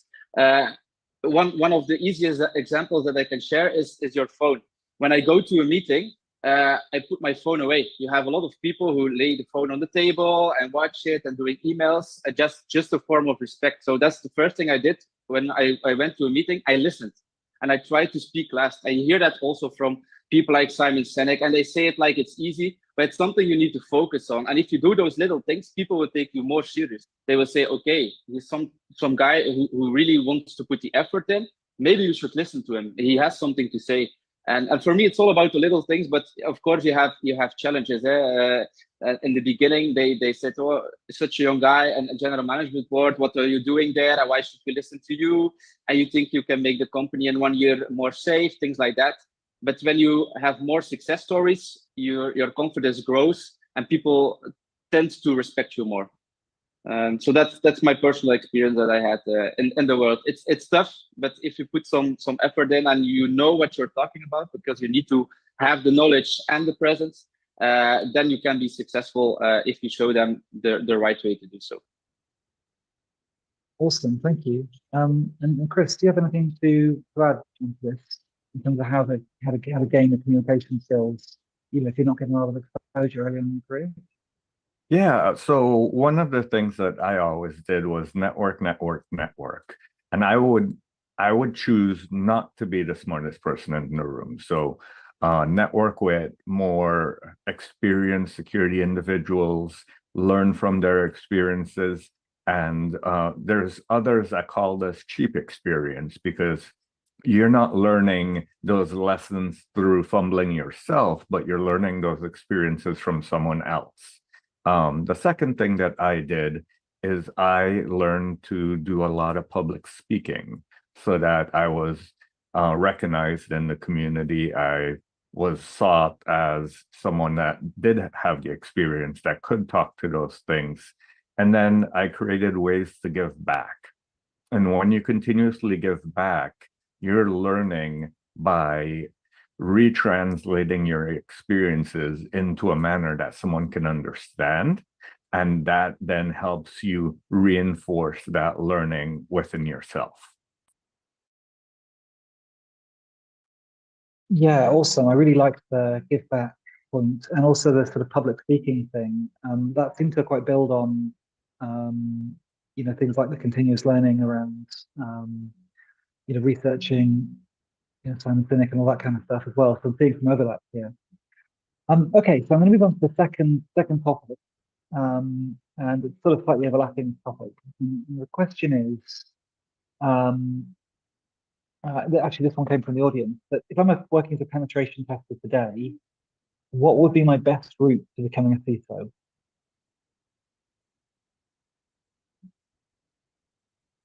And maybe Timothy, you could start. Well, I was Yeah. thinking Kristen would be the perfect one for that. He came up that route. Yeah, so I would say your best opportunity would be to look for either places in your business where you can start to take on the risk management role, or look for businesses that need a risk management role. So take that deep technical penetration testing experience that you have, start learning the risk management portion of it. Because once you combine those two skill sets, then you can get a comprehensive view of the risk. It's in risk management is more than just vulnerability management, right? So knowing how to hack the planet is amazing. Knowing how to assess the risk from each of those things accurately to a business is what really starts the translation to becoming an executive within a business. So I would say look for businesses that need it, small to medium-sized businesses that need that kind of experience and expertise, and volunteer. I mean, I know time is a finite resource, right? We all wish we had more time, but volunteer to give your opinions. Say, hey, I can give you 3 to 4 hours a week, and I can help you with this. You're a small business, you need the help, because most small businesses are way under-resourced and staffed. So look for opportunities to couple your risk management with your deep technical skills, and then start speaking that language, and people will notice, right? As soon as you start speaking in the language of risk management, people notice that, hey, maybe this is something we should be doing and someone we should involve in this process. Yeah, awesome. I love that introduction of like ambition there to go and just almost entrepreneurial, get out there and go and start volunteering and yeah, it was quite inspiring. Timothy, Chris, do you have anything to advise to somebody who might be a penetration tester today, or?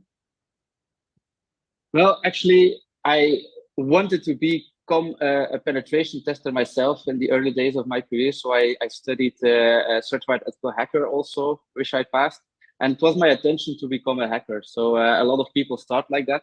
But then I got the opportunity to take on the CISO role. And I was grateful because I still had a mentor who was working there, who I would be replacing. And that worked for me because if you start in an ISO information security officer role, expert role, you can use still your technical skills to do some penetration or testing yourself, show what you're worth, and also have a mentor which you can learn the other side from. So that really works for me. So the both side that I could still do my own thing. So I did a little bit of penetration testing when I was in that type of role. And then I started to learn how they went to the board, which metrics he presented, my mentor then, which were the things he was thought about, like the risk management part, which Kenton just shared. And that worked for me. Having a mentor and doing your own thing still until you're able to say, okay, I want to do this or this. Because the combination is difficult if you're looking at the CISO role, of course. So at the point you need to take a decision, but you still have time to learn everything and to also find your pleasure in what you're still doing as a penetration testing. Awesome. Maybe we need to do another one of these panels next week, which is how to go from a CISO to a penetration tester. I would add in that there's many routes that you can take. So the U.S. government NIST NICE workforce development framework has a plethora of different paths you can take. But what I would say, for example, just 2 paths you can use. One, you can go down the engineering route, where you're helping organizations create more resilient engineering infrastructure and help them understand what a threat actor would do and how to design resilient solutions for that. The second route is you can go down the SOC operations route, where now you're looking for the telltale signs that a threat actor would leave behind as you're trying to get into an organization. And then you can better help the SOC team find those alerts, create better alerting mechanisms, and be able to respond and mitigate those threats in a faster manner. Awesome. Thank you. Thank you all three. That was really amazing advice. I'm writing it all down here, trying to come to the end, but I'm going to make a lot of notes. Very, very cool stuff. So just thinking about, we've talked a little bit about solutions for breaking in. Before we sort of drill into technical skills that CISOs need, maybe you could just talk about your current challenges you're currently facing. I think that would be quite interesting. Maybe you want to go first? So for me, some of the challenges that I'm facing or that I help my customers face really is evolving around the use of artificial intelligence. Everyone sees the hype of artificial intelligence, but they don't really understand what's happening behind the scenes of artificial intelligence. What organizational data is needed to produce these outcomes that you're looking to do, and how is this data being processed by the models or by the service providers that are using the models? And this risk is often way overlooked with regards to where the data is going, what's happening with the data, and how they can secure it in a good way. So I'm helping them create artificial intelligence guardrails and architectural systems that allow them to better process the data needed for artificial intelligence. Awesome. And would you say that AI skills are, like on this list of things, this advice that people should be leveling up on, at the start of their careers? We hear it all the time. It sounds like that's one of the key skills that you would advise aspiring CISOs to go and start to learn about. I would say before going to AI skills, you want to start lower in the pecking order. You want to understand things like data governance and identity and access management, because really anything in the cloud is data. In order to access that data, you need to have identity and access management in place for machines, for services, for people to access that data. And that's the best way to secure it. So if you're coming up, you want to better understand the data governance and the identity and access management that goes around controlling the flow of data within an organization. Super interesting. Hinton, do you have anything to say on your current challenges? Yeah, so one of my biggest current challenges is I would say emerging technologies. So finding the time to be able to understand emerging technology just at scale and being able to render opinions quickly. And so I look to content creators that I trust. I look to platforms that I trust, and I'm going to plug Hack the Box as being a platform that I trust. I use it a lot. And I'm going to plug IPSEC because he's my favorite content creator. So I look to these trusted content creators to help me quickly keep up to date on emerging technology and quickly be able to understand things, because I've got a lot of technical knowledge, but I don't immediately understand everything that's new. And so I have to take that time to research. And I would say the most important technical skill I would say anyone needs to be a successful anything, CISO, whatever, is the ability to learn how to research effectively. Effective research is key to being able to keep on top of everything. You've got questions coming at you from everywhere. You got to be able to say, yeah, I've heard about that, but then also feel comfortable saying, I don't know, let me find out. Because it's okay not to know. There's this pressure on you as a cybersecurity leader to immediately have an answer or an opinion. It's okay to say, I have absolutely no clue, let me get back to you. And give realistic timelines for when you can get back to them. But that's a hard thing sometimes, right? Feeling like you have to delay that answer because you want to provide that value immediately. So that's my biggest challenge, is keeping on top of that kind of stuff. That's awesome advice, actually. Just having the confidence to pause. Timothy. Yeah, I will try not to repeat my colleagues here, because everything they encounter, I also feel the same pain. So yeah, we have a lot of challenges as a CISO. The one that I'm thinking about that I can add as an extra layer is the operational technology side. Everybody's think about cybersecurity is an IT. issue. It was like that in the past, and now you see that a lot of manufacturing companies are getting targeted.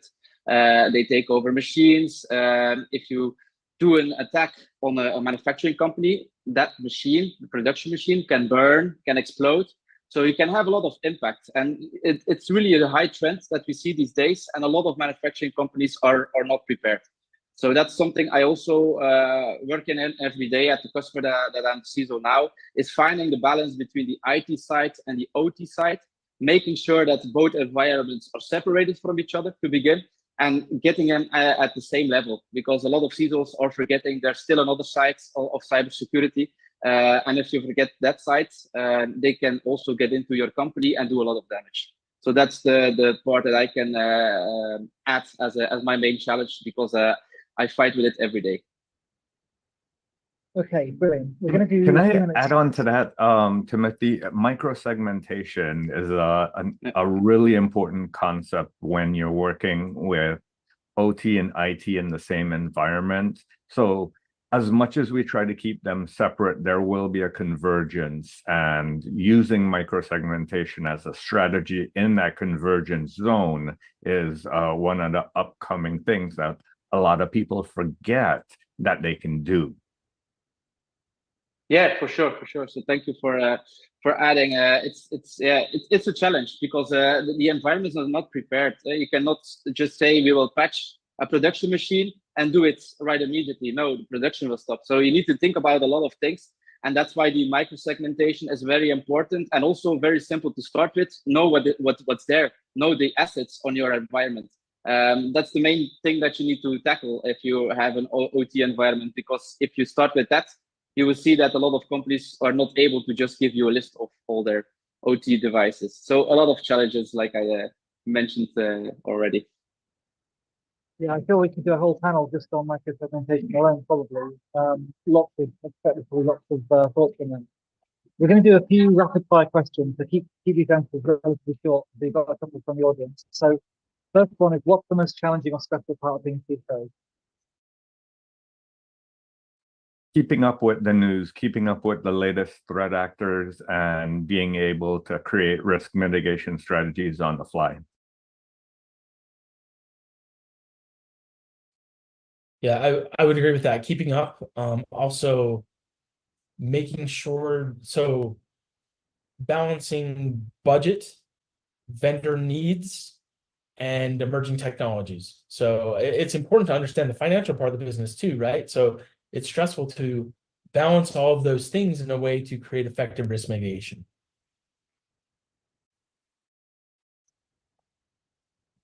For me, it's, of course, a little bit in the same style like my colleagues just said, but finding the balance also with your private life and your work life, because they expect a lot of you. You need to guide them through an incident. You need to make sure that the risks are being held under control. Even if you're not the one who should be held accountable, they will look at you.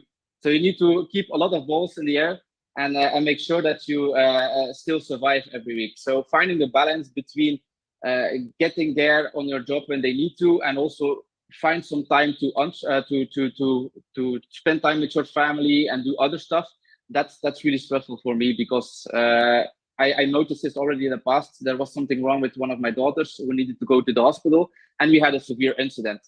So how do you keep up with those two? So if you then look, you have a team which you can trust on, you have procedures they can follow, you will sleep a lot better. So that's also something I can share with the audience. Is if you're trying to find a balance, make sure that you're not alone in it. And I know with smaller companies it's difficult, but have people who you can trust, who you can inform, so you can sleep a little bit better at night.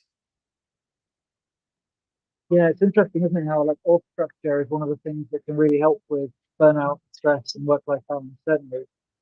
Okay, next rapid fire question. What made you decide to become a CISO? Were you inspired by somebody? And we're going to start this one with Kenton.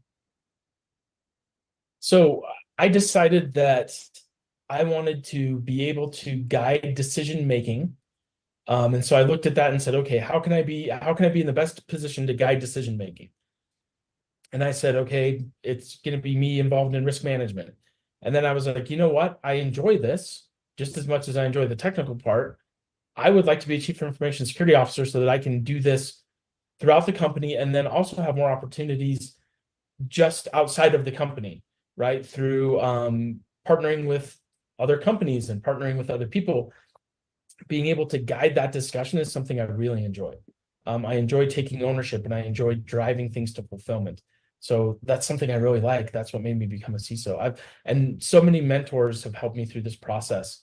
So many wonderful people have helped me round out my skill set. There's too many to name. I'm involved in a lot of Discord communities. So shout out to everyone in those Discord communities for helping me round out my skill set, and they've helped me be the leader that I can be. Timothy? Well, I never imagined I would be a CISO. So I worked as a police officer, and then I said, well, I love to protect people. Cybersecurity is also protecting companies. Maybe that's something for me. And then, of course, I was young and ambitious. I said, yeah, I want to be the best leader as I can, and that part. And then the CISO role was the next big thing, to just make an impact, to really help the company. Of course, you can do a lot of things when you're an expert or an ISO, and you also contribute. But when you're on the CISO position, you have everything in your own hands. You can really make an impact on a company. And if you start most of the time, when I started a company who has a lower maturity, in 1 or 2 years, you can really guide them already to a next level, and that's so fulfilling. That makes me want to stay in the CISO role. And now I'm at the point of career. That's why I'm also here in the panel. Is spreading the word, helping people, helping ambitious people to do the same, giving something back to the community. So it's really following your own path and doing what you want to do. And there's a lot of opportunities in cybersecurity. If you want to be a CISO or something else, I think you will find your own path if you want to. For me, it was really about controlling and helping the business to enable themselves through the use of technology in a safe manner. Because that started in my help desk days. How can I help them use technology in a safer manner? And as that grew, it grew from the desktop to the infrastructure to the cloud, and the evolution continues. So I really just like helping enable them to use the new latest technology in the safest manner possible. Awesome. I think we're just about at time now. So I just want to summarize a couple of things I heard, which I think could be useful practical first steps to people. Quite early on, we heard about, like, one of the tips was understand what the board cares about, speak their language, and ask the right questions. And those things really stuck out as being like truisms that I heard from a couple of people. Kenton, you talked about cross-functional working, which I thought was genius. In terms of, like, if you're doing penetration testing, reach out into finance or into legal and stuff. And I think that's really good advice for somebody who's quite early on has limited ability to go and, you know, get those opportunities. So that was awesome. I really like the bit about professionalism. It's actually, I heard from a few of you in different ways, but, you know, just that thing from you, Timothy, about just like put the hoodie away and, you know, put on some nice clothes, put the phone away and turn the meetings on time. Just be shown to be a professional, dependable person. I really like that as well. All of you cited something about learning, you know, effective research being the most important skill, you know, rather than learning about technical risk, learn about risk management, cynic networking, public speaking, all of that stuff, like really, really powerful stuff there. And I think that continuous learning, continuous curiosity has been very prevalent in everything you guys said. And I really like the stuff you were talking about, Chris, with regards to giving back. So, you know, volunteer, give opinion. I think Kenton, you touched on that as well. So that was awesome. I think those are the big highlights I took out of it in terms of advice, practical advice on how to get started on that road to CISO. Would any of you quick final thought? Anything you want to add? 15 seconds each. Anybody before we say goodbye? Let me start with understand how the business makes money. Your best way to get to a really good role is understanding how they make money and helping them secure that. That's great advice. I would echo that, and I would say find things that you're passionate about to help you avoid the burnout, and the work-life balance is key, like Tim was saying. Yeah. My closing note would be something I already mentioned is don't forget about the little things. It's something that's proved a lot of value in my career. So a lot of people forget that. Just think about all those simple things which can make you more professional in your career and also in your private life. Awesome. Thank you so much. I guess final thing really is how can somebody follow up with you if they've got a question? They're inspired by what you said. Do they reach out to you on LinkedIn? Have you got a website? Anybody? Yeah, feel free. Yep, reach out to me on LinkedIn. And also I'm around the Hack the Box Discord, the Offensive Security Discord, and lots of other Discords. So you can reach out to me there too. I have a handy dandy little QR code you can scan there, but if not, you can find me on LinkedIn as well. Yeah, same for me. So I try to post every day about different cybersecurity topics. I grow a lot of network the past year. So find me on LinkedIn, read some of my posts, and if you have any questions, always open to go into discussions with you guys. Brilliant. So what I'm hearing is LinkedIn, Chris's QR code, and definitely on the Hack the Box Discord, which is absolutely the place to be. Thank you so much to our three really wonderful panelists. So much advice being actionable, super interesting, and really valuable. So personally, I'd like to thank you all three from the bottom of my heart. And I would also like to ask you to be watching to sign up for the Business CTF. It'll be in your email, it'll be on the website, it'll be everywhere. So go sign up for that. It's going to be awesome, and hopefully see you at the next panel. Thank you, everybody, and thank you for watching. See you soon. Thanks.